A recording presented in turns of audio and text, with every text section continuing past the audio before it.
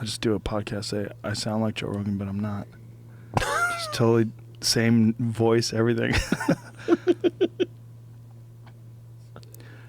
Hello, everybody. I'm live here with super yogi Bert Kreischer, newly sober athlete, resting heart rate of 47. 47. That's pretty crazy, man. I called my cardiologist right after I talked to you guys. Am I dying? I literally was like, hey, Joe Rogan said I'm dying. And he's like, first of all, he's like, I respect Joe Rogan, but please don't listen to him about your blood pressure medicine. But I read somewhere that blood pressure medicine and anti-anxiety medicine lowers your heart rate. Yes, those are beta blockers. Yeah. I'm not on that. Oh, okay. But which, by the way, I spiraled out, and then I couldn't get my heart rate up as I was spiraling. Ooh. So I was like, I'm freaking out. Normally my pulse would be through the roof. I called my doctor. He's like, no, you're healthy. He's like, this is what we've been shooting for, is you to stop drinking. So he's like, let's just do what you're doing. He's like, have a good time with it.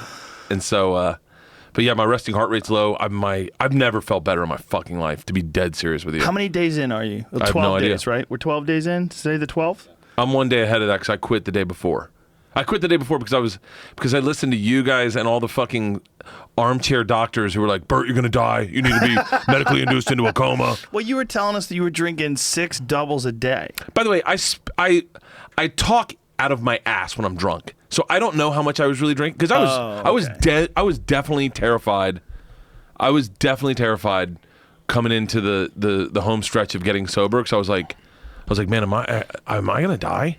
Like I literally was, and I talked to Dr. Drew about it. And I was like, hey, can I like die and stuff? And he was like, well, you can have seizures. Like Dr. Drew doesn't fucking Christ. help. But I stopped drinking. I didn't even have withdrawals. It just felt good the next day. That's amazing. Yeah, and that's what killed Amy Winehouse. You know. I've Googled all this shit. But I think Amy Winehouse was just over the top. You've got to hammered. be the second you wake up till the second you pass out drinking. Oh. And by the way, on that Australian tour, there were hints of that. Like there was not. I was flying and performing every night, and I drink on planes. I hadn't flown sober at that time, and so there was. But I've always been very measured with my booze, so I wasn't going nuts. Did you feel good when you're doing that? Like, No. how did you feel when you're drinking and flying, and you felt bad? I actually felt really bad, and I think we all tweeted this, but I was like, I was ready for this fucking month after that Australian tour. I was definitely ready. That's a great way to go into not drinking, is fly to Australia, do a tour for 2 weeks, and then fly back. Yeah. I was like, fucking bring it, dude. You know what, man? I don't drink that much, but I feel way better too. It's weird. It's like I would have like maybe a shot before I go on stage some nights, but some nights not. And then, you know, maybe someone go, you want a beer? Yeah, I'll have a beer. And they have 1 or 2. And then maybe I'd have a glass of wine with dinner. So, you know, on a regular Friday night, I might have 4 drinks. And now nothing for 12 days and no pot. I went off the pot too. I know. Because Ari was giving me such a hard time about, You can't even quit pot. You're an addict. That's what addicts say. and I was like, all right. I told Tommy, I was like, I'm just going to quit and not tell them and then break it at the end of the month. Like, it's easy. The pot's been easy, but the dreams have been different. It is really interesting how when you don't smoke pot, your dreams like ramp up. It makes me think like what? No, honestly, like just completely objectively. I mean, like that can't be good to not be dreaming. Like, Right. There's probably something happening. I was, my first few days of not drinking, I couldn't get out of lucid dreaming. Ooh. And I was having intense lucid dreams where I was well aware I was asleep, but I knew that if I could just, I knew that I was dreaming. And I was like, don't get out of this. You're having fun. Wow. And so, yeah, but dreaming has been intense. By the way, really my favorite thing is just sleeping good. Like waking up at 6 a.m. and going like, Feel good. oh, that, and man, and then by the way, and I know that you're like, Bert, are you like a fucking uber fan of podcasters? But there's like a lot of people I have been introduced to through your podcast. And like Brendan Shaw is one of my favorite people. I love that guy. He's awesome. And he gets coffee all the time. Now, I look at that. that gives me panic. When I see him get a coffee for the past year, I've been like, dude, how the fuck is he doing that? What do you mean? When I drink, I can't drink coffee because I start shaking. I get way too blood sugary. Like, Really? yeah. Just regular coffee? I haven't had coffee. I haven't had like a cup of coffee in probably like maybe like 8 months. Now, what is it about coffee? Do you put something in coffee? No, it's just coffee. Just black coffee? It's yeah, because my blood sugar's low from drinking. I didn't sleep well. I have a cup of coffee, and it just would. And then I would be like, how does Brendan take naps in the middle of the day? Like, I couldn't understand that, dude. I enjoy getting up and going to Starbucks and getting a coffee more than I ever enjoyed going to a bar. Really? It is. I get up and I feel like I'm part of the community. I like say hi to people. We landed from that first sober flight I took, and I know that I'm gonna sound like a child. When we landed, it was me and Brendan Walsh was on my flight, and he was like, "Oh, just randomly." He randomly was on my flight. I'd talked to him through text the night before, and I was like, "Dude, I'll see you on the plane." We got to LAX, and he was like, "Yeah, I'm hitting up Sober October with you. I'm not gonna drink either." And I was like, "Awesome, man." Really? And, yeah. And I said this, and I've never said this. I go, "Hey, do you want to get a cup of coffee?" And he was like, "Sure." We both got coffees at like 10 in the morning at the airport. And I was like, "Oh, I got a whole day ahead of me. Like, I got coffee in me." Like, dude, I had the funnest Sunday I've ever had. That when I got home that night, I was like, I won't be able to sleep without a cup of coffee. I went right to sleep. Are you worried that this is like right now you're in this really great place, right? Yeah. You're healthy, you're feeling good, you're sleeping good. But are you thinking that this is just a vacation from your other life, or are you changing your life? My therapist, when this started, he said, "Do not do this challenge. I think it's a really bad idea." I was like, "Really?" He goes, "Yeah." What kind of asshole therapist do you have? I've heard this. Like, Christina was mad at him yesterday. At my therapist? Yeah. Yeah. Like, who the fuck is this therapist telling him to? Because she's got a good therapist that she really likes. But I just don't. Maybe your therapist doesn't trust you. No, he said to me at one point, he goes, "So how you feeling?" I said, "Good. I'm not having like any epiphany. I wish I had an epiphany, but Right. I don't have an epiphany. I'm just enjoying it. I'm really having a good time." I was like, I don't know how I'm going to get back into drinking. And he's like, "That's why you shouldn't have done this. If you want to quit drinking, you should have just done it for yourself. You shouldn't have done it out of spite for Tom, Ari, and Joe." Yeah, but it's not spite. It's a fun little challenge. Like, I don't Yeah. want to do 15 fucking yoga classes in a month. I'm loving But we're doing yoga. it. It's great. But do you really want to have an obligation to have to do, 3 a week? Yeah. Do you do it? You really enjoying it? Dude, I can only work in those parameters. I can I only see. work to the extremes. Like when we said no pot, no booze, I was like, I'm cool because I'm not going to smoke pot if I'm not drinking booze. Right. I'm a teetotaler. Like I take things to an extreme because that's the way I can help compartmentalize things. But I think my question was, like, at the end of this month, when Yeah. November 1st rolls around, Yeah. are you going to just go get fucked up? Well, obviously, yeah. I'm going to be with Ari in New Orleans. Me and What Ari. are you guys doing in New Orleans? We're doing the Impractical. I'm going on a cruise November 1st. Oh, with wow. Ari, Big J, Tony Hinchcliffe, Sarah Tiana. Like, we're all going to be on the cruise with the Impractical Jokers. Those Impractical Jokers guys are killing it. Dude, they did the Greek. I saw 6,000 people. Fucking insane. Mobbed. And I would love to have sat in the front row where they sat me and shit on their show. Ah! But I can't, man. I would love as a comic to be like, I'm better than this. But man, they four get up there and they have such great chemistry and they're showing like inside clips and it's just a multimedia event. Oh, so it's not like stand-up. It's like a bunch of different stuff that they do. Like they show like pranks they play on people. No, they don't show. They show more pictures from like their childhood or like things that because they've known each other forever. Then when they were younger, they tell stories about them traveling together. It actually is really a great show. Like imagine if me, you, and Ari and Tom did a show at the store and we talked about Sober October. Tom and I would have a bunch of stuff very quickly that we could talk Right. about our hot yoga classes Yeah. and Ari and all our texts. Like one of my favorite things ever is when the eve of Sober October, Ari fucking Ari's such a cunt. He puts out all our texts privately behind that we haven't been sharing with you on Instagram. And Tom God. goes, "Tell me that isn't giving you panic right now." Because I don't know what I've said. Like we've all been like, Joe's not quitting weed. And then Ari managed this coup d'etat against you for Pray for Joe. Ari, look, I know Ari gets a lot of shit online and everyone's fucking with Ari. But I will tell you, this has been exponentially fun because of his involvement, because this is right in his little swing zone. Yeah. When you said I'm not quitting weed. Yeah. Ari then branched off to me and Tom. He's like, "Gentlemen, get ready for the assault on Joe." And both Tom and I are like, "I don't think that's a good idea." And Ari's like, no, it's happening. I want you to get your comments ready. I want them to send in. We're going to workshop each other's comments. I want you to be the first comments on this video that I post on this thing saying Joe's not taking part of Sober October. So we're all setting up. Tom, I love Tom to death, but he's such a cuck. His first draft, Ari's like, this will not be working. It's too pleasant to Joe. Bert and I will rewrite this for you. Well, Ari has been, I think he's handling this the least. Yeah. Like, he's struggling. Like, he's saying, this is harder for me than any of you. And I'm like, I think he's being serious.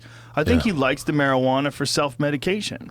He does. And, he has set his life up. And I think if anyone looks at Ari from the outside in, he's set his life up for him. Yeah. He's got a nice piece of cake. Yeah. Great apartment in Does what he wants. East Village. He got all his friends. They all go out every night. Look at him.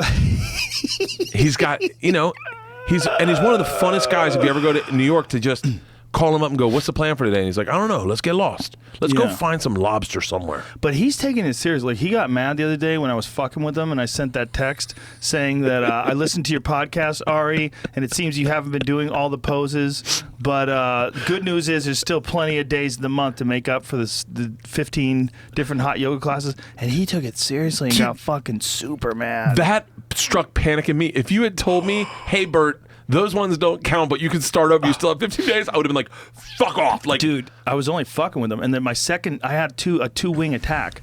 That was the first level. And the second level was like, look, just go to classes and whatever things that you didn't do from the other classes, you can just redo them on the honor system. We don't have to do the whole class.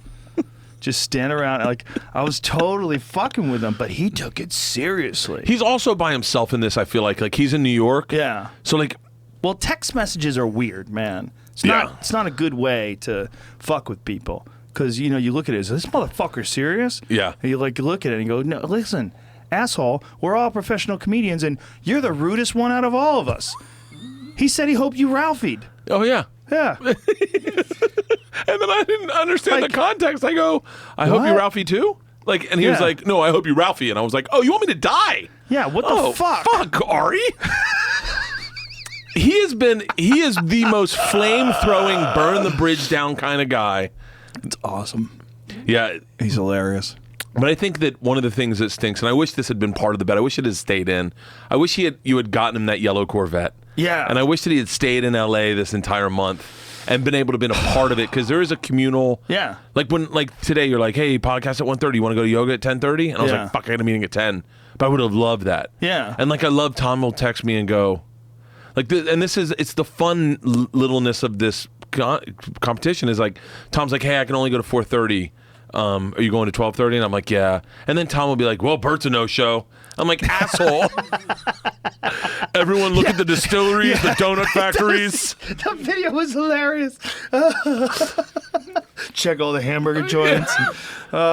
He is, by the way. Everyone's having fun fucking with each other, but honestly, I think Ari's taking it seriously. Like, all that pray for Joe, Joe's a weed addict, didn't bother me. Yeah. I thought it was funny. I was laughing. I reposted a lot of it. Oh, that was the biggest. Dude, I went on stage in DC that first night, and people were like, we should take a moment of silence. And I was like, yeah, let's take a moment of silence. Everyone bowed their head and we prayed for you. It was so much fucking fun. Meanwhile, it's like not smoking weed for 11 days is one of the fucking easiest things I've ever done in my life. It's not hard at all. I just don't smoke pot. It's not like, wow, how will I go on? I've been having some great sets. Sets have been fun. Yeah. Those are I've done probably in the 12 nights, I've probably done like 8 or 9 sets. That's the most sets I've done, no weed, ever. Really? Yeah. Like since I started smoking pot, like 20 years ago. For real. I did spots at the store the other night, and I had great sets, stone sober. And it's so funny is I have a lot of apologies to issue on this podcast. There's a lot of things that I said when we were drinking that I then did and went, oh, I guess I was a little wrong about that. Like what? Like, number one is I don't drink on stage. Like, I didn't realize that there's a difference between not drinking on stage and having a drink with you on stage. There's a little bit of a comfort level knowing I can kill this drink and I don't have to deal with this. Like, and that first night, that Saturday night, I went on with no booze for both shows. And on that late show, I was like, oh, I could use a cocktail. And I definitely drink on stage. Like, I was like, I wouldn't mind a cocktail right now. So you were thinking before that you didn't drink on stage? And it's the truth is, I don't mind performing sober. I enjoy it. But I would say, like, if you had said, so do you get drunk on stage? I'd be like, no, never. But I definitely bring drinks on stage with me. Right, but like if you had a breathalyzer test, like if being on stage was driving, would you get arrested? Yeah. Yeah. Yeah, like So I you definitely drink get on below stage. 0.8. Yeah, I definitely drink on stage. That's number one apology issued. Number two is treadmills are not real running. No, I told you. Dude, you got to come do my course. Do the course I do with me. It's fucking ruthless. Oh. Running hills, that's where it's at, man. Dude, let's just say I didn't really, like I run on the treadmill all the time, and I can easily run under a 10-minute mile. I go on the road, and my first set of miles was like 12-minute miles, and I was in pain. Yeah. And I was like, whoa, this is not the same. And then I got to a 10-minute mile. I was like, that feels like a fucking sprint. Well, you can get. Do we show you those treadmills that are like running? They're really expensive. Yeah. I've thought about getting one, but so what I do now is I'm doing Maybe road you work work. out some sort of a deal with them. Who are Like they, some Jamie? sponsors. Go to Rogue Athletics. They're the guys who made the reverse hyper machine that we have in the back, and I'm actually. It's called True Form. Yeah, True Form pull this shit out so we can see what it looks like. But this thing is different because you're actually pushing your own body weight. There's no machine behind it. It's just got friction to it, and it's got like a slope, and you run up on it, and it really is like the closest thing to running. I still think actual running is better, but that is a very close second. According to $5,000. They're really expensive. True Form why is hit it me so up. So expensive. They hit you up? What'd No, they say? I'm saying, hey, True Form, hit me up. Yeah, hey, True Form, we'll fucking do a free ad. We're doing a free ad for you right now, you Yeah. fucks. I don't know who can afford that. That's a lot of money. Well, some people can. You know, I mean, for sure, some people would be willing. Like if you had to have one piece of equipment in your house, you know, and you budgeted it out, $5,000 is probably worth it if you could actually use it and get in great shape with it. But I really feel like the best way to do it is to just go outside. I mean, I think like especially if you can go somewhere where there's like a dirt trail and like a lake to look at, it makes it more interesting. It's been one of the cool things about not drinking and getting out and doing road work is my wife calls it source energy of like getting out there and going like, oh, it's fucking beautiful. Yeah. Life is really beautiful. Yeah. I go to the park that like where Joe used to live right by this park. I used to go there all the time and see Joey, and I go to this park once every morning. We go. My wife will walk it and I run it, and I'm loving it. So what I'm doing is I'm doing road work probably 3 times a week, and then twice a week I get on the treadmill. Just 'cause I'm terrified of injury and then not being able to run.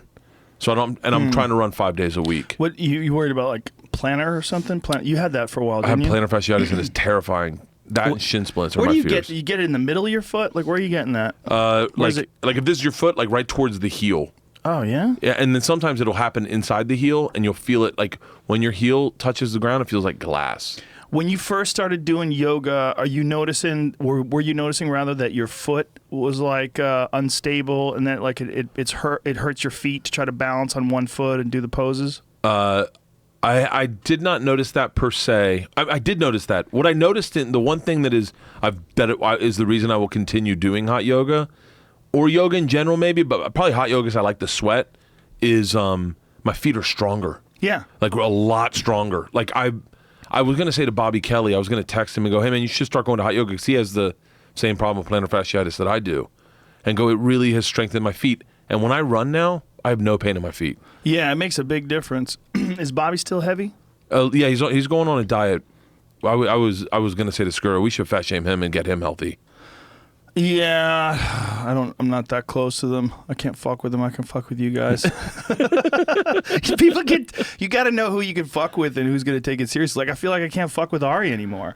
Like he takes it seriously. He just needs to get he needs over the hump of hot yoga. And he needs to get high. Yeah. He needs a little weed and a hug. He might need a little weed. We love you, Ari. Yeah, I love you, Ari. You know that. We're fucking with you. But he took it to heart, I think, like when all the Ari's a Welcher shit, when people were getting mad at him and attacking him online. You know, people find like a little sore spot or a little area where they can attack you. They go after you. Yeah. They don't understand, like how many people were going after you guys when you were doing Tom is fat and Bert is fat, like you guys were going after each other for a joke, but people were jumping in for serious. Oh, people say really hateful things. Yeah. There's a website that some guy has. I guess he believes it's a comedy website, but it just is really nasty things about me. And then he's like, this website's for savages, savagery only. And I'm like, hey man, I'm a professional comedian. I know the funniest people in the world. Those aren't really like great jokes. Like they're really like, Bert's children will die alone. Like, oh, cool, man, thanks. Oof. Like that was the one thing was like, I don't know. But also you got to realize that these people, a lot of these people that are throwing in their Molotov cocktails in the party, they just want to get a response. They just want to hurt you so that you can respond. Like that's the one thing that I will say, like Ari's been pretty visible on my Instagram comments. Like he's going right back at people. Fuck you, I'm not a Welcher. Fuck you. And part of me goes, Ari, don't even read them. I don't read the comments anymore. Right. I learned that with the Tom and Bert is fat thing. I stopped reading comments altogether because I was like, oh, they don't. I make my kids, I go, don't touch my comments. You guys all worked out some sort of a deal, right? Like Ari is going to pay for something? Yeah, Ari's. That's the other part is like Ari had. I don't know why he bounced to out of Asia. I think he wanted to go on the trip with us, but he'd already planned this trip to Asia. Yeah. So he's like, I'll take care of you when we get back. And so I think we're going to the Super Bowl in February, or we're going to the NFC Championship in January. And Ari's going to pay for it. Ari's nothing but fluid money, so he's got no dependence. Yeah. And we've all known that. And part of me, like, I kind of enjoyed the Welch moniker. Yeah, but he didn't. But I didn't enjoy being called fucking. Did you see what Tom posted when Ralphie died? No. What did he post? You haven't seen it? No. Can you pull up his fucking Instagram? By the way, I didn't enjoy this. Yeah. Take a look. What does it say? Oh, Jesus Christ. So has had to hear about the passing of Ralphie May. His heart was bigger than his stomach. Honestly, I've always been intrigued by comments that were kind of hilarious off stage. What a total sweetheart. Every time I saw him, big hug, Ralphie. And it's a picture of fucking me. Wow. And you're smelling something with I'm your smelling shirt a off, beer, in your underwear, and drinking Fireball Where and are Jack you? Daniels in Philly at Preston and Steve. You're on a radio show? Yeah, on the Those other guys are great. Yeah, they are. On the other side is M. Night Shyamalan. What are those shorts? They are Shinesty bathing suit. It's jean bathing suit. Oh, Jesus. And M. Night Shyamalan Ding Dong was on the show with you? He was on the show too, and What was he like? He's really cool. Is he? Yeah, he was really cool. Really interesting. That guy knocked it out of the park once. I would argue twice. I would Which argue other a couple times. The fucking Signs with Mel Gibson. Oh, I thought that one sucked. Swing for the fences. Eh. The new one wasn't bad. Which one? The one the plants come to kill you? No, Split. That which one was was rough. like. Oh, was that good? Split Yeah, good? it's a sequel to that Unbreakable. Oh, you know what I like though? I'll say twice. I like that elevator one. The devil was in the elevator. I didn't see that one either. That was pretty good. Yeah. But the first one, Sixth Sense, that was fucking great. Dude, me and a black guy sat in the lobby. Just a random black guy. A random black guy who was sitting behind me, and we both realized that he was dead at the same time. And we lost our shits and then walked out to the lobby together and started. I didn't know this guy. I said, this is the coolest thing about a movie. Me and this guy have nothing in common, where he's got he's dreads, tattoos, and me and him sat in the lobby and broke down the movie. I didn't know him, but we were just sharing our realizations together. And I was like, wait, hold on one second. Hold on. So what? And like both, and it was one of my favorite experiences after a movie. It's like when total strangers get together and they're like, shut up, hold on, wait, what happened? Oh, it was great. Yeah, those movies where people don't know they're dead are weird. Like Beetlejuice. Remember that? Oh yeah. Remember they died in the river? The car fell in the river? I don't like movies like Beetlejuice or like Charlie and the Chocolate Factory. The new one? I don't like any. I can't watch anything where there's a little bit of fantasy type thing.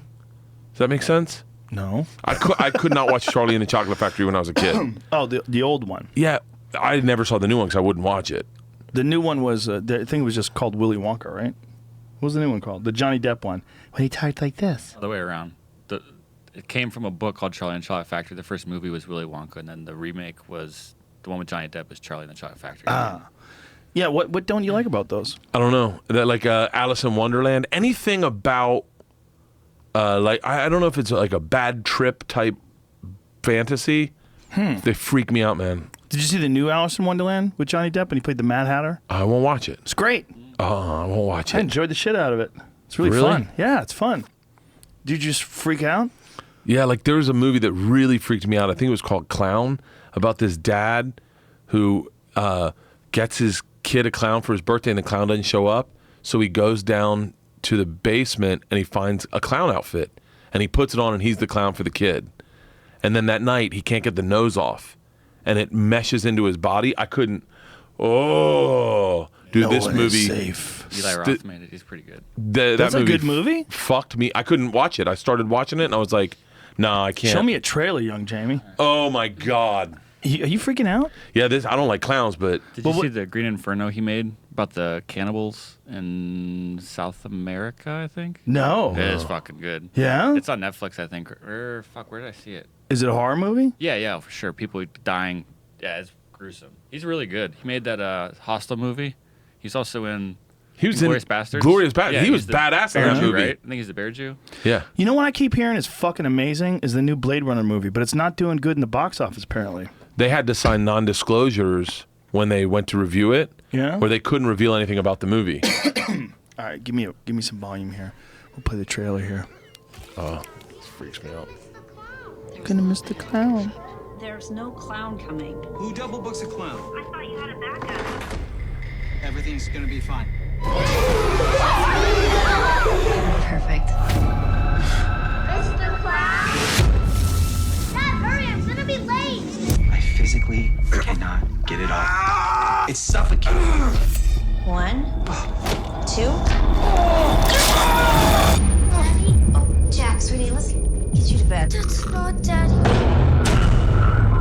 I can feel myself changing. Whoa. Happened to my husband. It's not a costume. It's not a costume? Of a demon. Skin of a demon? Lured 5 children into its cage. Whoa. One child forevermore. A winter.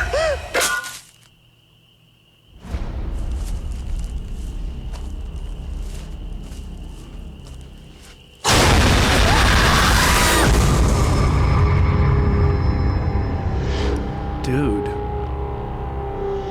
No matter what I say, don't let me out.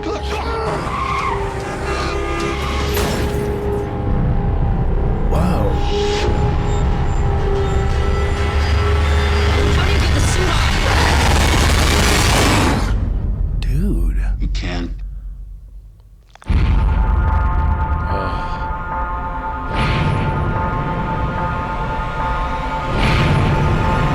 This looks amazing. The kids aren't all right. The sound is very loud. Distorted. Downstairs. I want to see my #1 birthday boy. Whoa. Fuck that. Dude, I'm watching that tonight. Are you kidding me? He's got some really good movies that have come out over the last couple of years. What is he famous for? I believe Hostel was the first one he made. Oh, that motherfucker. I'm not watching this movie then. Clown 2? There was a part 2? He came back? It was Clown 2? Okay, let's you watch already the make trailer that? for Clown 2. I made this. Let's see. This looks like a joke. Yeah, no, it's a joke. Oh, is it? I don't know. Look pretty fucking violent. Get deep in there. See what happens. Oh, ha, ha, ha. I have the outfit on.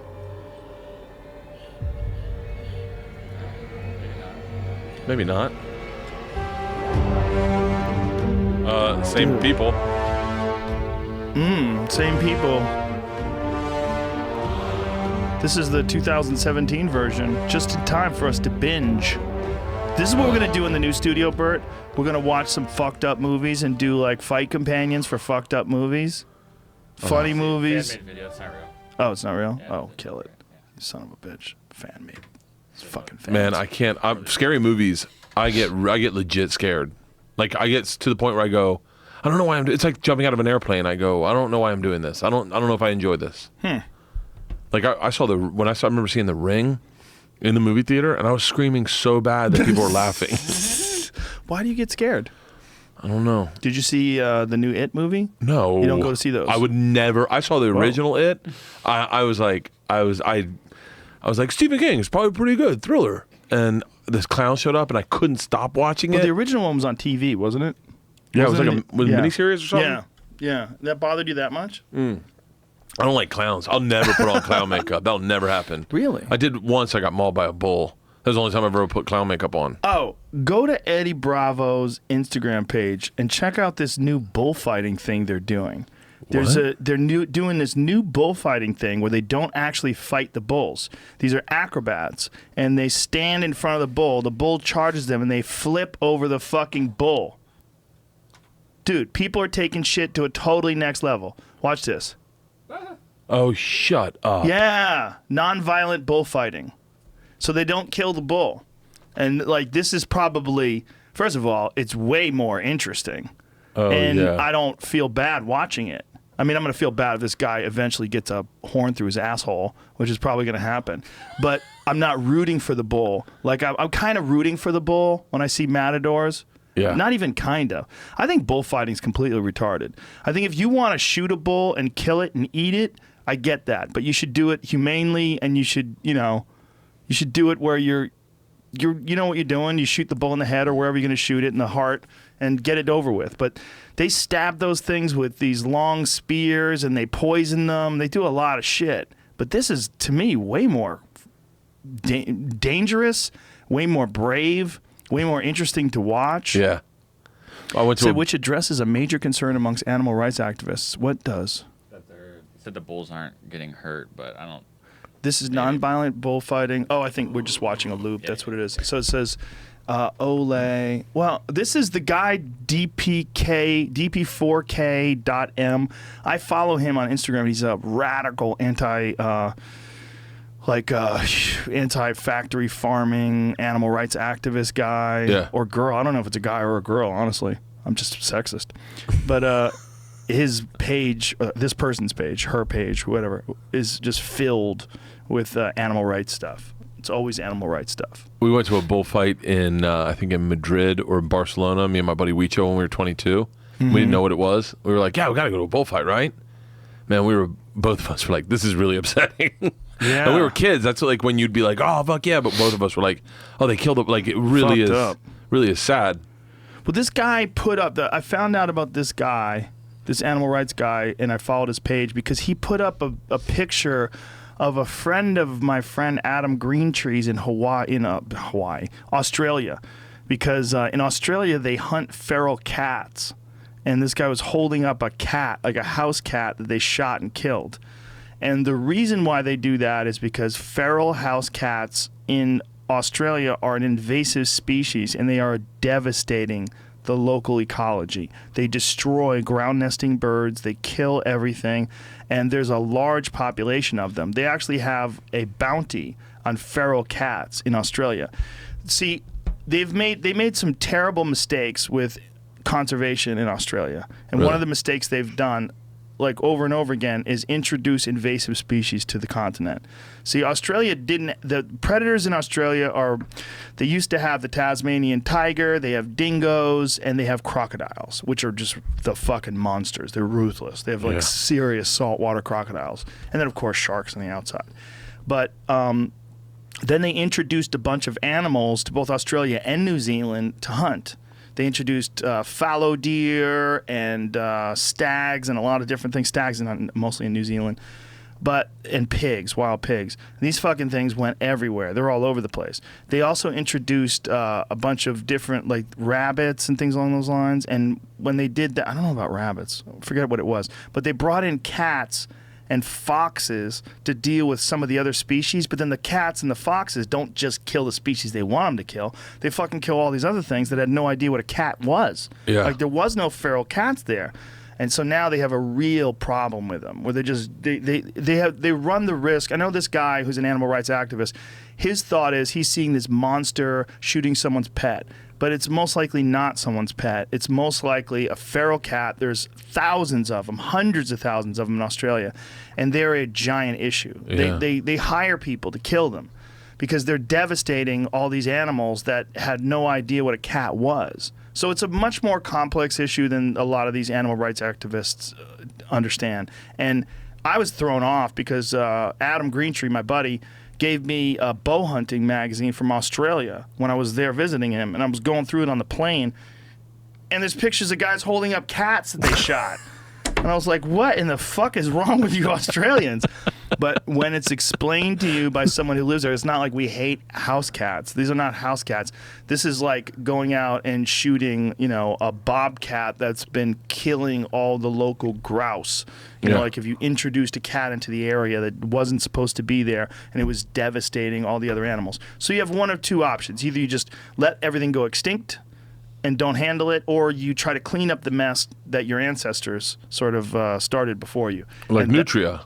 Nutria is a good example. Yeah. Yeah, it's a very good example. Those fucking things, these giant rat things. By the way, I have to take 2 seconds to talk about Adam Greentree. He's like my new favorite obsession. He's awesome. He, you tweeted out, you got to watch my buddy on this hunt when I was in Australia. And I was like, all my time zones were all fucked up and I was not sleeping.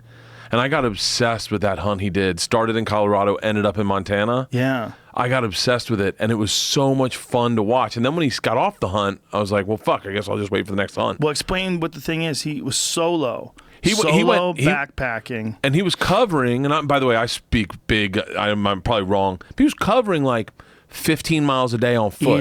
Easily. And not just a flat walk, up mountains, because you gotta glass these things. I feel like I know I'm a hunter from watching this video every day. He would post it on his Insta stories, and he was looking. He'd find elk. I think he was hunting elk, and he would find elk, but it wasn't the one he wanted. And like he'd see this elk, and he's like 6-pointer or six something. 6 point, yeah. And he's like, it's a 6 point, but it's not the right one. No, it was. They were young. He didn't want to shoot a young animal. He wanted to shoot an old, mature animal. And then at one point there was a bear tracking him, and I'm like, not just tracking him, charging him. And he was doing an Instagram story of these bears charging him, and in one of the Instagram pictures, it's him holding up a gun, and you see the bear in the background standing on its hind legs. When I posted that, his likes or his followers went from the beginning when he started this quest, he was at 75,000 followers. By the end of this trip, he had doubled to over 150. What is he at now? Adam.Greentree. He just renewed his vows with his beautiful wife, Kim.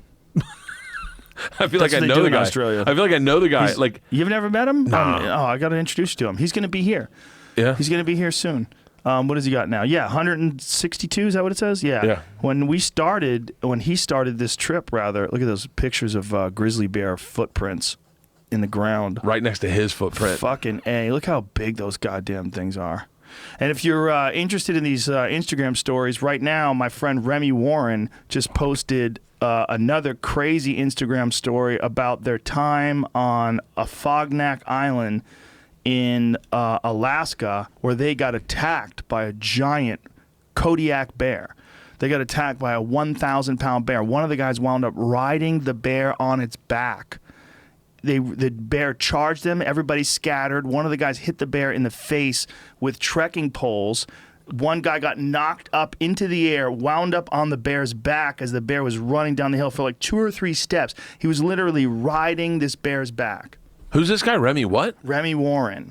He's another friend of mine who's one of the, like, there's I'm following him right now. handful of like the best bow hunters in the world, and I'm privileged to know. But Adam is most certainly one of them. So is Remy. My favorite, my all-time favorite's always going to be Cameron Haynes. Cameron Haynes is starting. That's Remy. Like he's got some pictures and videos of the hunt that they went on in a Fognak. But he had they had killed an elk, and that's the elk down there, the one with one antler, and he had broken off one of his antlers fighting. And they were cutting this elk up and packing it out, and then they set it down, and they were just sitting down eating lunch, and they didn't have their guns on them. They just were just unprepared, and with no warning, this 1,000-pound bear charged them, just ran right at them into the camp, just decided that he wanted that elk. And it was just fucking chaos, and everybody scattered, and thankfully everyone was okay, but they got as close to death as possible. I was talking to Remy about it on the phone yesterday. He was telling me that literally inches away from his face, he was seeing gnashing teeth, like inches away. Dude, what in the fuck, man? What's even like? I mean, that's a like I can't wrap my head around, just by following Adam. I couldn't wrap my head around what he was doing. The idea that he like flew to Montana because he didn't like the hunt in Colorado. He flew to Montana. He drove. Or he drove to Montana, Yeah. and then he left the car and then just went. He got lost. Yeah. Well, he knows where he's going because he uses GPS and he knows how to. He follows. There's a thing called Onyx Maps. You could you download the maps to your phone and then you can stretch your phone out. And he was using a solar pad to charge up his phones. I followed all his gear. Yeah. The girls went camping. And when I came in Sunday, this is so silly that this is like how life works. And by the way, I think anyone who's a podcast fan will get this. Is I'm following Adam. I'm watching his stories. And he's showing all this pack stuff he's got, and me and the girls are getting ready to go to REI, and I went, I'm gonna get some of his shit, like some of his stuff, because I know that he's Right. only rocking the best stuff. Yeah. And the girls were getting ready to go camping. I'm gonna be home that next weekend by myself. So I go and I start looking at the thing, and then I'm watching his stories. Leanne's watching me, and he's like, he does some video of the sun shining, and he goes, "Look, Kim, it's Cameron Haynes' smile," and I get the joke, and I start laughing, and Leanne goes, "Who the fuck are you watching? And who the fuck's Cameron Haynes?" And I'm like, "They're friends of mine. I don't even know these dudes." But I go, but I follow them and I know them, so I'm giggling. Well, you could be friends with them. I just have to introduce you. I'd last one night with Adam, who doesn't drink, doesn't do drugs. He's great. I'd be in his camp going, first of all, we're not bringing any whiskey out here, Adam. Like, we're going to sit here sober and Bear's going to attack Well, you're us. sober right now. I go, that was one of the things that he was saying. He's like, no drug, no drink. This is what I do. Well, he had his father had a real problem. Yeah. And so he is averse to it completely. I have some friends that have experienced alcoholism, like abusive alcoholism from their parents, and they have the same feeling. They just don't want to have anything to do with it. They see how it just wrecks people and ruins people. And I'll tell you, man, I don't feel that way because I've enjoyed drinking and I've never really had a terrible thing happen to me because of drinking. But being sober over these last 12 days or whatever the fuck it's been, and being at comedy clubs every night and seeing sloppy drunks. Like, I've seen 3 or 4, like the other night at the store, some fucking unbelievably drunk guy wanted to have a conversation with me from like 2 inches away.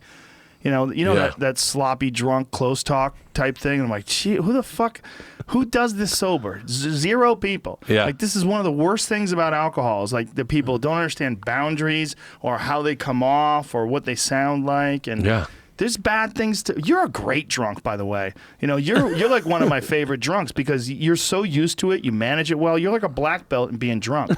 So it's like, with all the problems that you've had with your health, with drinking too much, you come off like pretty easy. You're a fun guy to be around when you're drinking. It's not, you don't have a problem. Yeah. In that sense, because like we all know like people that drink and then they go dark and they get mean, you know, and they get angry. You know, we've seen that. That was that I never have had that. I think that's also part of the problem is that I'm a good drunk and everyone enjoys me and I'm a nice guy. I'm a sweet guy. And I think that's the reason even my wife's like, I don't think you have a problem. I don't think I have a problem. But like the woman's with me a lot. Yeah. I mean, she wouldn't be the one to know, but she's like, health-wise, it's changed my health. I mean, that's the problem. I ran 6 miles in under an hour the other day. That's great. That's fast for me. That's very good. And so health-wise, I feel amazing. Yeah. That's 18 miles in 3 hours. Yeah. Well, I couldn't keep that pace up. But imagine if you did. Yeah. That's really fucking good, man. 9 minute and 20 miles. And what's a marathon? 26? That's almost a marathon in 4 hours. Yeah. That's amazing. I'm doing a half marathon. I signed up for a half marathon. This is going to sound silly, but it's just to keep myself on the rails. Mm-hmm. Like I don't want to lose the fitness. I like feeling good. I like feeling strong. See, this was my question initially. Is it feels like this is a sprint. This is not a change in your lifestyle. Like I feel like what I'm worried about is it's like you're just gonna like, this is great. I feel great. I've never felt better, and then woo, off the rails. Like there'll be a week of that. Almost that you're planning, but it's almost like you're planning to go off the rails. Like this is just like I'm gonna keep it together for a month, and then. No, I talked to Tom and Push about this a lot, but like I don't want to stop partying, but I don't want partying to be. I think it got out of control in the sense that like it was like I'd get on stage and have a cocktail. I mean, I drank a soda one time on stage and they lost their fucking minds because I killed it. Right. Because they just assumed it's whiskey. Right. I think I'd like to find a middle ground of like where I can go and have a good time, but I want to quit drinking on planes. That's number one. That's my thing I'm focused on this month. No booze on planes. And then I wouldn't mind working out hard. Like, I think I always say I work out, but like legit working out is not what I've been doing. Yeah, like when you do a 90-minute hot yoga class, you realize what suffering really is. 10 minutes into our first class, Tom looked over to me and he goes, well, you can't do this. And I'm looking at him. I'm like, what? He goes, 10 minutes. He kept going, 10 minutes. Then he go 15 minutes. At an hour, he goes, I'm done. I can't do 30 more minutes. And then when we go, when you get on your back and you put your arms out, and Tom just reaches over and grabs my hand and holds it tight like a lover. And he's like, get me the fuck out of here. And it's gotten easier, and like things that we couldn't do, now we can do. And we've only been to like 6 classes, but we're getting better at it, and we're enjoying it more. And like everyone knows us because we're the 2 big fucking bears in there. And so, but Tom got in trouble for drinking water one time. Did you drink water during the poses? Yeah, you can't do that. You have to wait until both poses are done. Yeah. Set 1, set 2. He got so fucking pissed. He went to go drink water. They're like, Tom, no water. And he was like, and looked around at me like, are you fucking kidding me? Was it a guy teaching the class? Oh, yeah. Of course. Guys are the ones that tell you no water. The girls are like, if you'd like to drink water, please do it when we're done with the pose. Oh, the idea is that everyone's working together. This is the idea that Bikrams does, is that you're all working together, and that if you interrupt the work to drink water, you're sending a bad message, like you're not in the community. Because there's something about those classes. It's like, I've done yoga by myself. I have an app on my phone, and it'll time out all the poses and stuff like that. I can do it, but I do a lot of working out by myself. I do a lot of lifting and running and everything I do by myself. I know how to motivate myself, but it's so much better to do it in a class. It holds you accountable. Yeah, it holds you accountable, and it's like there's no bullshit. This is gonna be, you're gonna fucking hold this pose for 30 seconds. Period. This is 30 seconds. And you do it as much as you can, and your fucking feet are shaking. And dude, my favorite one is this one. Oh yeah. Where you go down here and you have to sit here. Yeah. I love that fucking pose. That's Why do you love that one? Because I was a catcher. Oh. So it's like it goes right back to my strength. Oh, and so that one works. I love that fucking pose. I go deep. When she goes down, I go deep. And that and the plain one where you come up. That's a good one. Tom and I have been talking about doing a calendar. A yoga calendar? A yoga It's a pose good calendar. move. 12 months, me and Tom in different poses together. You'd sell the shit out of that thing. You would sell the shit out of that thing. That's a great idea. Jamie, you would take the photography. Do a couples poses down by the beach. Yeah, that's not what we're talking about, Jamie. We want to do a Bikram, hot, sweaty, maybe both of us in Speedos. Oh, yeah. And hold our favorite poses. We How each about get those 6 jean poses. shorts? I'd wear those in a heartbeat. Those shiny jeans. The second we went in, the first class we went in, Tom goes, he sees a guy in a Speedo, and he goes, how are you not wearing a Speedo? He's like, this is your whole thing. And I was like, I don't know. My favorite Tommy Bond story in yoga, our instructor starts telling a story. Like in between poses, he's telling a story. In like the first 30 minutes of class about his son and him in New York, and his son walking, and his son being out of breath and whatnot. And then continues on with the poses. Last 30 minutes of class, we are fucking panting. We're on our stomachs, face to the left, hands down by your side. And I hear, in a silent class, I hear Tom go, hey, man, hey, what happened? And he's just talking loud as shit. It scared the fuck out of me. He goes, what happened with you and your son in New York? Because he didn't finish the story? And the guy goes, excuse me? Tom goes, you never finished your story, man. I've been waiting for this end of this story, and you just kept dragging on. And he keeps talking, and I am shaking next to him going, shut the fuck up, Tom. We're in fucking yoga. And does the guy finish the And story? then the guy goes, that was it. And Tom goes, oh.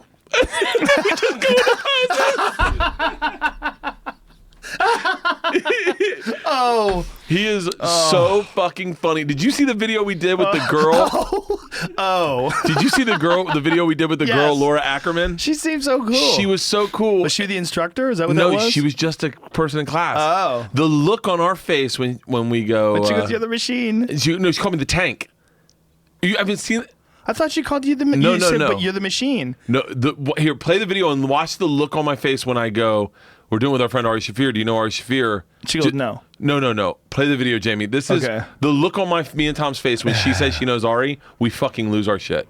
Hot yoga class number 2 down. We're sitting here with Laura. Laura, how did we do? Fucking awesome, guys. Good job. Yeah? We shocked you when we said we were doing no alcohol, no weed this month, huh? Weed part. I can't get down with that. Oh, you gotta pray for Joe. Yeah. Oh, let's lower our heads and pray for Joe. You ready? 1, 2, 3.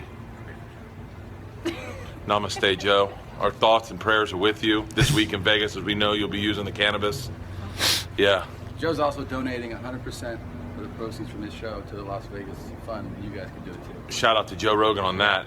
Good job, man. Good job, Joe. And Ari, do you know who Ari Shafir is? You do? Well, I don't know him, but I know of Wait, him. you know Ari Shafir? Yeah, and you're the tank. You're the I'm the tank. machine. I'm the machine. You're the tank.